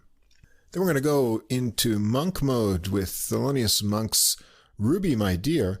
I guess he listened to a lot of Monk when he was young in his father's record collection. And this is one of Monk's prettier pieces. Monk's quirky as well, but this one is really beautiful writing. It's smooth, rollicking, beautiful chords that contrast with more block chord movement. Interesting bass lines too. I said rollicking. I think I meant rolling beautiful chords. Interesting bass lines. The tempo stays steady, but the rhythmic feel transforms from leisurely to lilting, and then some swinging snap to Green's improvised lines. It's a nice ending with a descending run, two hands synced for a moment, and then going their separate ways to opposite ends of the keyboard. Is a nice little effect there. Another great pianist, Tommy Flanagan's Minor Mishap, and this one's track 7, a fun bluesy minor melody that keeps pushing forward. It's in AA-BA form, and get your ear tuned into Green's left hand to check out the cool descending bass figures on the A sections and then the rising lines on the B. Green's improvisations are snappy, and I like how he changes up the left hand from lazy to fast walking, and it really gets grooving. And check out how he downshifts it right before getting back to the melody and the final synced two-hand racing line. Track 8, this is a real highlight of the recording for me, McCoy Tyner's Sunset. McCoy Tyner he was really inventive, but sometimes he wrote really beautiful pieces. This is one of them. It comes from his first solo recording, Inception, on Impulse, 1962. And I actually like Green's version better than the original, just because being solo, you can focus right in on it. And speaking of kind of synced up lines, there are plenty here, along with descending trickles, rolling and flowing chords before a section of descending bass intervals under chords that gives it a steady motion into a more striding feel before a return to the rolling lines. Now, the original is great. As I said, it's got this bowed bass beginning, but I really love the relaxed flowing interpretation, and it's just gorgeous and shows off Green's gentler touch, a different side of his playing. Track 9 is one of Green's originals called Blue Drew, and this is for Kenny Drew, the pianist. Another infectious riff tune here. It's so much fun. It's like a 12-bar blues with a 2-measure extension to 14 measures. Check out the choppy alternating bass patterns on the repeat that Green keeps going under his improvisations, which follow just a 12-bar blues pattern. Great bouncy, bluesy fun and melodic ideas here. Track 10, Rogue. This is Barry Harris' tune. Another unhurried ballad with great harmonies and a descending chord pattern that becomes familiar. It's thick and lush, but Green makes it also smooth. He comes out with like a nice lilt to his phrases over the repeating A section in his improvisation on the second run through, bringing it back to the melody again on the B section and the final A. And there's a final coda of chords and a lovely upward trickle to finish it off. And the recording ends with a short piece, just about less than 2.5 minutes. He Has Gone. This is an Oscar Peterson tune that he wrote for his son. This is another gorgeous treatment, showing off Green's soft, ringing touch on the high register melody notes and lush, warm chords. And I like how he lets phrases just hang before more waves come underneath gently. It's short, sublime, and tasty. So I thought it was a wonderful solo recording. Green's relaxed throughout, even when he's funky. There are plenty of funky tunes. Those are balanced out by some lush ballads. Everything's imbued with a great sense of space. There's no showing off, no need for it. What we get here is touch and taste, great confidence and feel. Green's improvisations are melodic with interesting and varied left-hand accompaniment, and that keeps you surprised throughout, while Green honors piano jazz giants with their compositions and a couple of fine ones of his own. I like this album a lot too. And the thing that kind of I was thinking about when I was listening to it is I remember this quote by Salvador Dali that he had said that he had, or someone had said that he mastered all the styles of painting that went before him, before he kind of came up with his own, like so he could paint in any style. And I kind of had that feeling. So listening to this album, it sounds like he's got a lot of like jazz roots, like styles that he can put across. And he has a lot of sides to him, let's say. Yeah. There's a lot of solo swing, which I really love. You don't hear that enough these days on solo piano recordings, so I'm always happy to hear that. It's always such a good feeling. There are a lot of quick changes of texture, rhythm, harmony, and everything else. This really put me in the mind of Monk, who kind of was similar. You can kind of tell the Monk influence in his play really strongly. Yeah, it's an appealing album. I thought he has a Monk style. He's not as quirky as Monk himself was, though. I guess he can be if he wants to be. But he has a great feel for the rhythm and harmony. It's good to hear this style in solo piano playing in this day and age. Yeah, I enjoyed this a lot. Yeah, check it out. Next stage, Duo. And this is another great recording I think you're going to want in your collection. We like these two artists a lot. This is called Danish Rain. It's on Storyville Records. Came out May 19th. And the duo is the great Danish bassist Thomas Fonnesbæk. Yeah, who we're big fans of on this podcast. American pianist Justin Kauflin. Now, Fonnesbæk we've heard a number of times, going back to episode 23. Something old, something new, clarinet and piano, jazz vocals too. That was back when we had long titles for some reason. And that was with Staying in Touch. That would be the way to go, Yeah, and Stunt Records. Also a duo with C.P.E, very fine vocalist, and Fonnesbæk on bass. So just voice and bass. It's a lovely recording. And then we heard him in episode 63, one of our favorites, Piano Paisans, a bunch of Italian pianists. And that was with Enrico Pieranunzi, the great Italian pianist, and another duo recording. He just seems to work really well in the duo format. That's because he's more than a regular good bassist. He's something special. Now, how about Kauflin? I don't know how we've avoided a Kauflin recording on the podcast so far. I was aware of him. I just guess timing for whatever programming we picked didn't line up. But you're going to be pleasantly surprised by the piano playing on this recording. He was born in Silver Spring, Maryland, and moved to Virginia with his family. He studied classical music, violin and piano at the age of 6. Unfortunately, he lost his eyesight at the age of 11, but that has not diminished anything about his musical brilliance. He came to New York City in 2008 at the age of 23 and performed on his first album introducing Justin Kauflin. He was also taken under the wing of the great jazz trumpeter Clark Terry. And I guess there's a documentary movie about this called Keep On Keepin' On, which was at the Tribeca Film Festival in 2014. So if you're interested, check that out. He's performed with his own trio since 2011 across the U.S., and he also was a semifinalist in the Thelonious Monk competition in 2011. Get a number of recordings of his own out now, as well as, it seems like, 2 Christmas recordings. He's got Silent Night, Christmas Candy. I think that's a shorter one. And Coming Home, Synesthesia, Standards, and he's got a live recording out as well. So definitely a pianist you're going to want to check more out about. Standards is with Thomas Fonnesbæk too. Oh, right. Yeah, they've recorded before. And this is a great program of compositions here, some interesting choices, as well as a couple of brilliant originals, which is what we're going to start out with, the title track of Fonnesbæk, composition Danish Rain. And Fonnesbæk has a rhythmic figure made of bass harmonics that he starts right away and continues on with. It's really quite hypnotic, think like rhythmic raindrops or something, as we had mentioned on the previous recording. Kauflin plays some high register trickles, a glissando, and little figures before getting into the melody.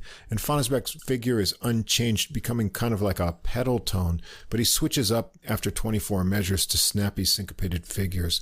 There seems to be another 36 measures of melody with different movement. The repeated piano notes give it a sense of gentle motion, and the phrases are very uplifting. Kauflin decorates with rhythmic chords to the bass pulse, then it resets to the bass harmonics and start of the melody, and they go through the sections again into some improvisations from Kauflin. Fonnesbæk's bass groove is awesome below. Kauflin's ideas are harmonically adventurous, and his chords have little dissonances, but it's happily playful with a gentle touch in the high register. He gets into some smooth flowing lines too. They bring it down into a rhythmic and soft vamp together. Then the bass harmonics return for a final run through the melody and final rain-like rhythmic play from Kauflin over the bass harmonics. It's a very pretty and enchanting start to the recording. Here's our standard of the recording, Everything I Love by Cole Porter. Now, remember last week? Who did we mention last week? What did we say? Danny Kaye. Oh, that's right, Danny Kaye. God. This tune was first performed live by Danny Kaye and Mary Jane Walsh in 1941, and it was recorded by Glenn Miller later in the same year. Kauflin starts it out here solo on the piano with a rubato but flowing opening. His phrases build up and flow like waves into each other. Fonnesbæk joins in with the snappy bass chug for a steady tempo. Things get swinging through the melody. Fonnesbæk solos first. Great tone, attack, and melodic lines. Check out the speedy triplet figures in there. Then Kauflin has a solo that also really swings. And talk about triplets. There's some really cool melodic lines full of them. He plays with a real lightness and flow, but works it up into a more rollicking ending with trills before bringing it down soft for another run through the melody. Fonnesbæk has some great fills and answering lines this final time through, and they've come up with a very cool unison line before the last chord. I thought it's a very classy take on this old standard tune. Next, a Chick Corea tune, Windows. This tune actually goes back to 1966. It was first recorded under a different title, but now you can find it. You may actually have it if you have his famous Now He Sings, Now He Sobs recording. When that came out on CD in 1988, they had extra tracks, and Windows is one of those. A solo piano start on this one as well, rubato and flowing, but Kauflin gets the tempo and rhythm going himself before Fonnesbæk joins in. There's a lot of great interplay between the two in the melody here with great ringing deep bass, and Fonnesbæk gets a section of the melody as well. Kauflin's solo here is a great flow in his right hand over lightly choppy chords in the left, with some cool synced up ideas for both hands in there as well. Fonnesbæk's solo has a lot of reaching lines into the upper register, all with snappy attacks, and they get back to the melody with some interesting differences, a little pause, and some fun hesitated little piano chord figures. More rhythmic improvisation from Fonnesbæk and some dizzying piano lines from Kauflin before a slowed and stretched ending with cool descending bass lines and piano figures of waves. Track 4 is a tune by American bassist Steve Swallow. It's called Falling Grace. And Fonnesbæk takes the lead here with the melody and into improvisations.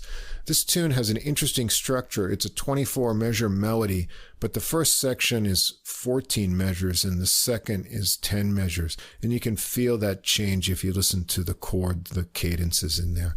Kauflin takes a light and bouncy start to his solo. It gets a great bouncy feeling from the bass, which switches up between walking and snappy lines, and his lines become longer and more connected in the piano solo. Fonnesbæk gets some more solo time in there too. Track 5 is Michel Legrand's tune, You Must Believe in Spring. This is kind of a popular song written by Michel Legrand and Jacques Demy for the 1967 French film, The Young Girls of Rochefort, and of course also recorded on Bill Evans's album of the same title, 1977. Kauflin makes a piano intro for Fonnesbæk to take the melody with great rubato ringing notes. He really makes it sing. And Kauflin takes the final section with lush rolling chords to a hold. They take another round with more improvisations. It's hard not to include a lot of the gorgeous melody when you're playing through this song, even when improvising. and Fonnesbæk comes back to it before Kauflin has some unhurried flowing lines of his own to a ringing ending. Very nice take. Track 6, an Oscar Peterson tune, this one from his 1981 Nigerian Marketplace recording, and one of his more well-known tunes, Cakewalk. And it's a happy, bouncy tune. Listen to the interplay of the bass figures with Kauflin's chords on the melody. It's an AABA structure with an extra 2 measures at the end. Fonnesbæk switches up to walking for the solos, and things swing furiously, as they should on a Peterson tune. Kauflin is up to the task himself with great connected melodic ideas and choppy chords with a few jabbing piano bass note surprises. Fonnesbæk is bursting with bouncy ideas too, snapping everything to the groove and ending up with a bluesy lick before they trade eights for a few rounds, letting the notes fly. Once more around the melody to wrap it up. So much positive swinging energy in this one. Track 7, John Lennon's Imagine. Now you might think you don't need to ever hear this song again, but Fonnesbæk will change your mind right away with this cool ostinato of ringing low tones and harmonics above it. Kauflin joins in sync with chords for a round, making it very hypnotic. And Fonnesbæk takes the melody too and lets it ring out in a yearning way. Kauflin gets the start of the next time around, and Fonnesbæk gets back to the ostinato before returning to the melody and chorus. Kauflin solos first and makes it dreamy with short, simple phrases into chiming ideas, and then smooth flowing lines that stretch up high and become rhythmic waves. He gets back to the melody with some interesting fills between phrases before they bring it down soft for Fonnesbæk's phrases from the Imagine All the People kind of pre-chorus line. And after a solo descending bass line, Kauflin gives it a delicate piano ending. So I actually enjoyed this a lot. Yeah, that's what jazz is for. It can reinvent these songs that you've just had enough of. It's really great. Now we're going to get Kauflin's original contribution, Country Fried. And this is a very fun and interesting tune. The melody has interesting moving chords and some kind of Beatles-like quality. I don't know why, but after I heard this song, I kept thinking of I'll Follow the Sun. And I think it might just be the quirky chord movements. But there's also a little bit of Bach in there. You'll hear in some of the little cadences. And of course, there's a mix of that country feel and a lot of change-ups. So there's a repeating 10-measure section, then a 3-measure transition of chords, and then you're into a 12-bar blues progression. And Fonnesbæk is up to the plate for an energetic hoedown with some speedy lines and interval ideas. Kauflin makes it more rollicking as Fonnesbæk gets a walking bass going, and check out how the feel and tempo changes up in fun ways as they go along. They pull it back into the original tempo for another round of the melody, where it went into the blues after the first transition. This time Kauflin makes it into waves of piano and some dazzling final runs to an emphatic low ending note. Very fun. We're going to end up with a Herbie Hancock tune, Driftin'. This is from his debut album as a leader, Taken Off, 1962. It's a fun and bluesy AABA tune, but it starts out with these 2 eighth notes chord hits that are on like the 4th beat before the A section. So right from the beginning, it makes you wonder where you are in the tune, but then you catch on as it goes around that cycle. They have a great relaxed groove with Fonnesbæk digging in on the bass, and check out the huge upward glissando at the end of the B section on the bass. It just hangs there and fills up the gap. Kauflin solos first, great bluesy and gospel-y lines, some stabbing bass notes, trills, smooth speedy runs, percussive chords. It's all in there in this solo. And then Fonnesbæk is bluesy and rhythmic with some speedy runs too. They take it once more around the melody to finish up. So 2 musicians perfectly in sync and of one mind here on this recording. The tune selection's intriguing, a standard, originals by piano giants, and a bass great, plus their own 2 originals. Kauflin's Country Fried is fun and inventive, and Fonnesbæk's Danish Rain is very pretty and intriguing. Fonnesbæk is more than a great bassist. He can drive grooves, make melodies sing, and come up with ringing ostinatos and ideas that just fill out a song's atmosphere. And Kauflin's amazing here as well. A light and fluid touch on melodies and solos, strong swing evoking earlier piano styles, bluesy and funky, creative improvisations, and intriguing chord voicings. I think I want this one for my collection. Yeah, I think I do too. Another thing about Thomas Fonnesbæk that you said, he seems to appear a lot on duo recordings, like he's the bass and piano. And you got to wonder, because we love the one that he did with Enrico Pieranunzi too. Yeah, it was great. And he did one with C.P.E, the singer, right? She, so that's a duo as well. That's her and just the bass. So you got to wonder if it's not him that's kind of giving that extra magic that's making those other players like stand out even more. Although we have heard like Pierre Nunzi on his own too, and we like that as well. But he's got a little bit of magic to him, and I already know I like him. So he transcends just a bass line. You know, he can do so many things that fill out the space with other kind of harmonics and rhythmic type of things. It's really more than just playing with one person. He's got some kind of magic. I think if I was going to study the jazz bass, I'd want to study with him because he seems to have something. Yeah. So for me, though, because I already knew I liked his playing, and discovery for me was Justin Kauflin. Right. Great sense of melody and melodic invention. And he'll have these turns of phrase that could be themes themselves a lot. I really like that about him. And his playing pulled me in, and the two play off each other really well, as you would imagine. I thought Fonnesbæk was more active and energetic in his playing on this album than I've heard him in the past. I think maybe he might be drawing that energy from Kauflin. Could be. The two can really swing when they decide to do so, and it usually comes as a surprise. I was just smiling all the way through this. Yeah. And I also want to mention, they have two other duo recordings together, these two. One of them is Standards, and the other one is called Synesthesia, and they're both from the 2010s. Right. So I might have to check those out too. Boy, my wallet's feeling really light. I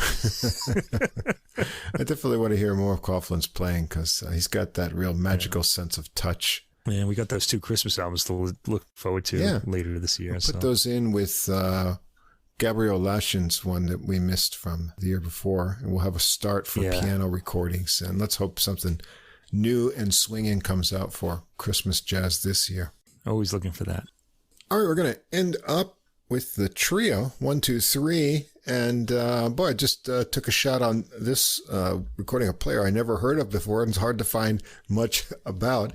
And from France, now let's see, I guess his French pronunciation would be Georges Granville, something like that. Granville, yeah, I guess so. Granville. Yeah. Georges. Not to be confused. Now that's George with an S. There is an American keyboard player of note named George Granville, or I guess in New York they would say George Granville or something. Yeah, there you like go. That. But we want to make sure that this should be said in probably a French pronunciation. I'm just thinking of there's a woman in the Jacques Tati movie, the Mr. Hulot's Holiday, where this woman is yelling at her husband. His name is George. He's French, so she's just saying Georges. That's it. I always think of that when I hear this name, Georges. He's just came to mind. Yeah. And this is the only recording of his I can find on any kind of discography site or streaming as a leader. But he supposedly has a 25-year career as a collaborator with a lot of French jazz performers. And the other thing I could find out about his background is that he is a student of the Bill Evans Piano Academy. And he claims for his influences Lyle Mays, Avishai Cohen, and Chick Corea. And here he is in this trio, Perspectives. This came out May 19th on the Samanea Productions label. Granville's got all of the compositions here except for one. On the drums, Arnaud Dolmen, and also Michel Alibo on bass. And I believe Dolmen showed up on another recording we did. That was Keep French in Me, Baby. I think he's on that, or French in Me, Baby. One of the famous French one of the French episodes. Yeah. Right. So this is all original compositions, all intensely rhythmic with really interesting structures. I only had a couple hours to listen to this, so I'll just outline them as best I can. If you like rhythmic music, you're going to really enjoy this trio.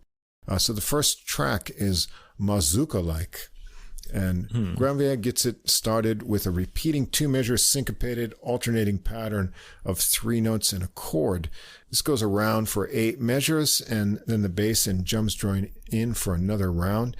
And he puts a sparse right-hand melody on top of that that goes through some different 8-measure sections, like a repeated A section, there's a modulated B section, and then a new C section that gets into some ringing chords and stretches to some ringing improvised bass lines from Alibo with a cool modal start to it. It flows free with dancing cymbals for a while and chord accents from Granville, and he takes a piano solo next over throbbing bass from Alibo, a bounce in his lines and punchy chords. There's nice fills and accents from Dolman, and it comes down to some ringing chords, making a reset for the intro rhythmic pattern and back to the melody, ringing chords, high repeated piano notes for an ending. I like the contrast between the rhythmic pattern groove and then the more kind of free flow that they give it in the solos. Track 2, Baya. A rhythmic and flowing piece, Granville starts it out with waves of notes under the melody. Bass and drums join in before the end of the first 20-measure section that repeats. There are interesting pauses in the flow as it goes along. There's a contrasting next section that gets a lift of chiming chords, more pauses on chords. And then we hear the 2 sections again into a piano solo that gets a throbbing bass groove under it. And Granville has individual notes that repeat and ring out, mixing in rhythmic chords and some zippy runs. And they reform together on the B section of the melody into a final A part to finish it up. Some interesting drum scratches under the final piano trickles right at the end of the tune. Track 3, Azym, A-Z-Y-M. This one starts with a syncopated, zigzaggy left-hand piano line that's going to make you dizzy. Bass joins in unison, and then Dolman cracks in on the drums while Granville adds in punctuated chords. They work it to a clean break, and then Granville has a pickup note to a restart with a melody over busy subdivided kind of Latinish beat to it.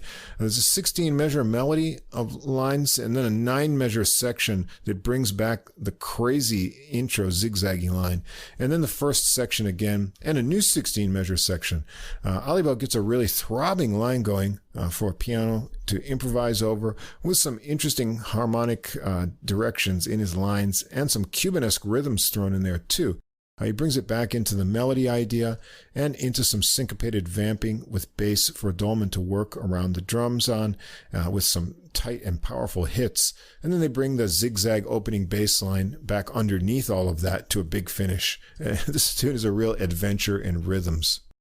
Track 4, Yella. And Granville starts this one out solo as well. Another interesting rhythmic idea for the melody that has little 2-note phrases over left-hand patterns of an alternating bass note and chord figures in a kind of 3-3-4 pattern.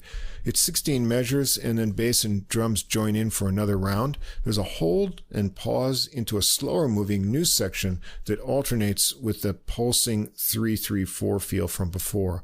Some more pauses in there. It's interesting and unpredictable in its development. There's some nice ringing bass lines in unison and as answers to the piano. It takes another push with the rhythm in the second half of the tune with vocalizations of Yella added softly on top.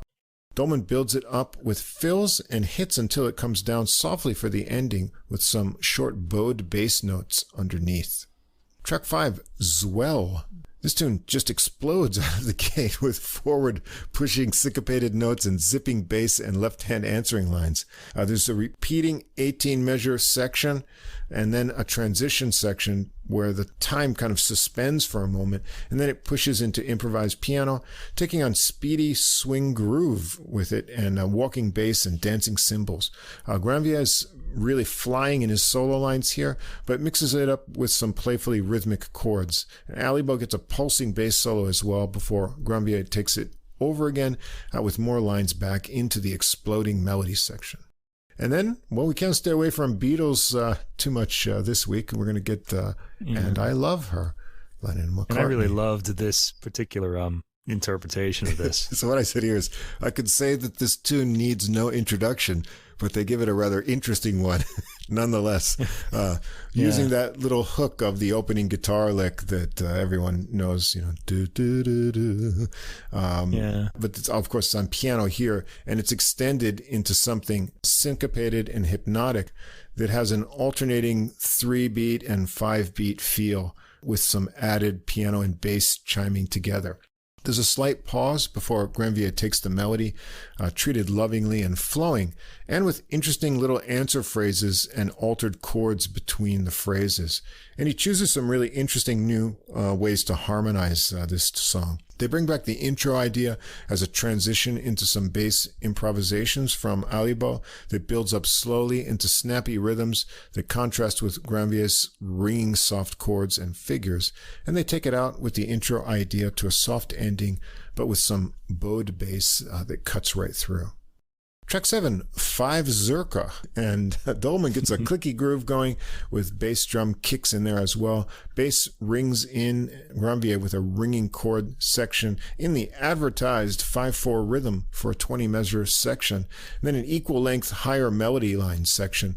There's some rhythmic chords over bowed bass to start a transition to intensity that builds up over throbbing bass and some surprising pauses, and a rhythm change up to a bass and piano unison line to a high piano figure that starts a new solo piano interlude into improvisations as the bass and drum join back in, forming another groove.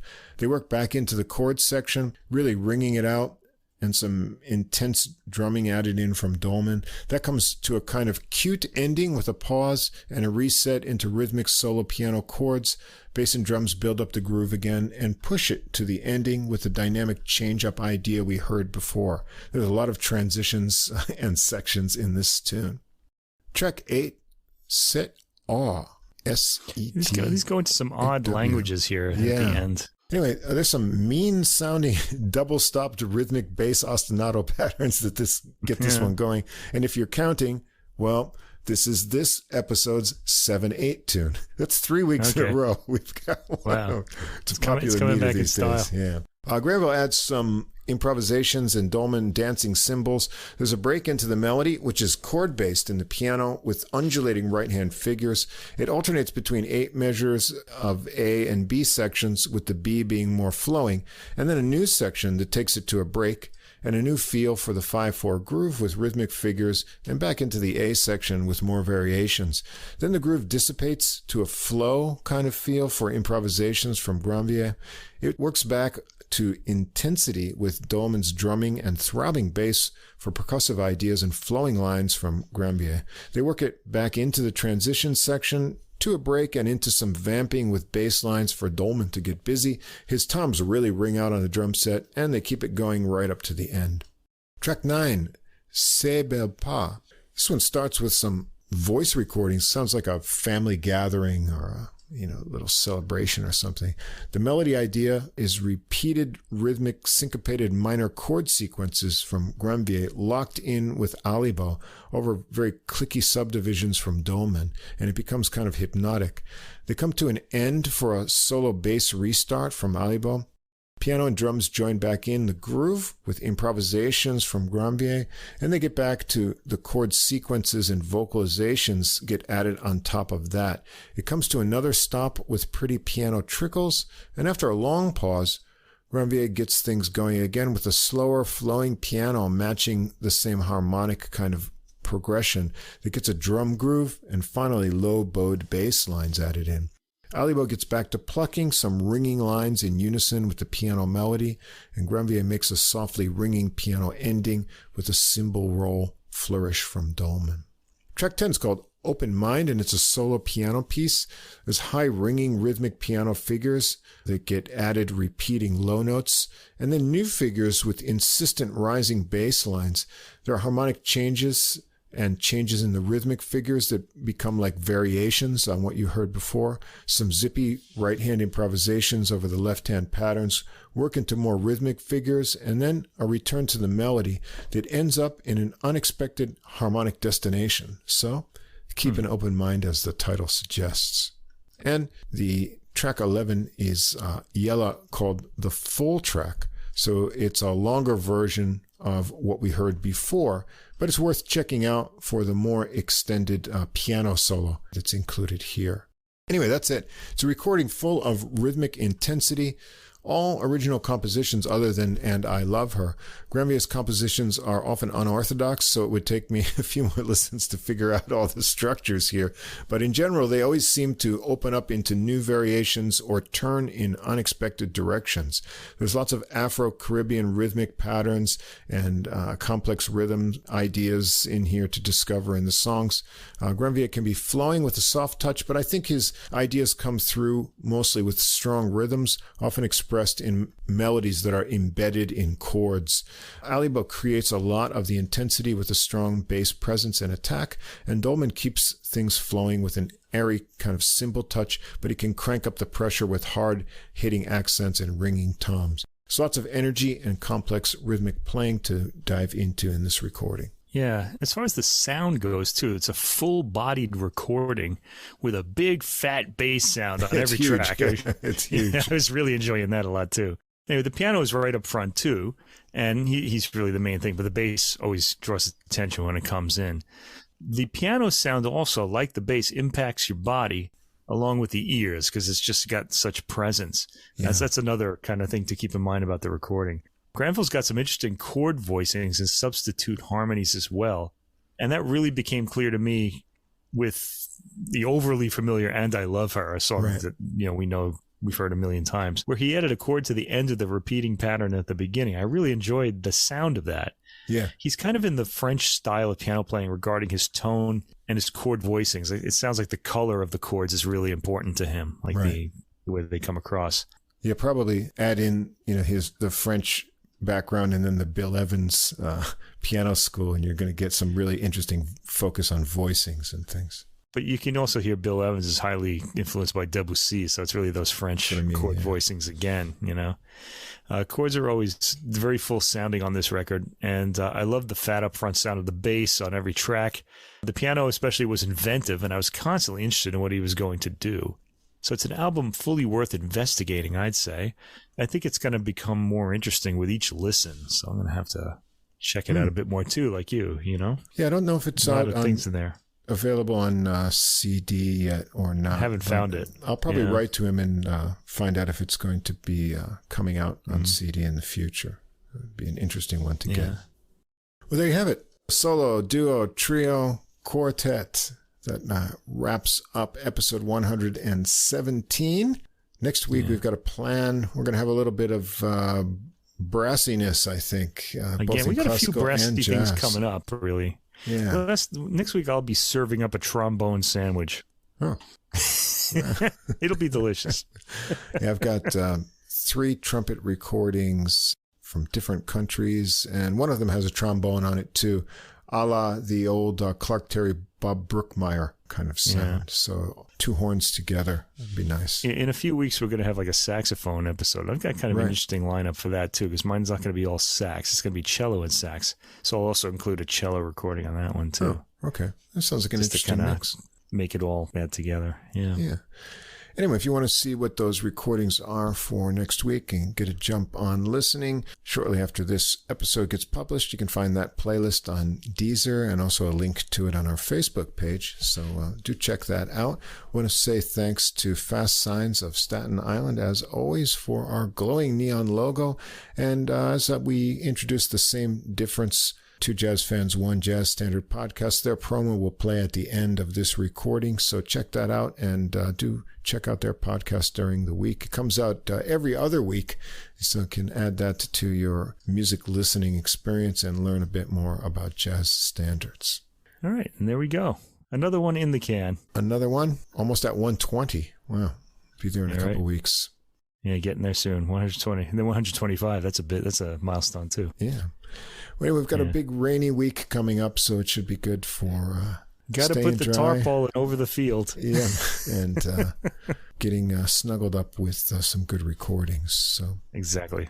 It's going to be a big listening week of adult music, on upcoming adult music episode music, and just other stuff too, because I think I'm going to be in my easy chair all week long, get out of the rain. All right, so if we survive the floodwaters, we will be back again with some big brass next week. Being that we have a mountain layer, that is a worrying thing. Floodwaters do come down from the mountain on occasion. We'll be back with some brass recordings, episode 118. So we'll see you again next week. Same difference. 2 jazz fans, 1 jazz standard. A review of a single jazz standard through music, history, and stories. And this is AJ. And this is Johnny. If you are a jazz fan and you like jazz standards, bebop, show tunes, ballads, you name it. Yeah, we've got them here. We drop a new show on you every other week, and we take a standard and we listen to a few different versions of it. Same difference. Come join the fun. Looking forward to seeing you.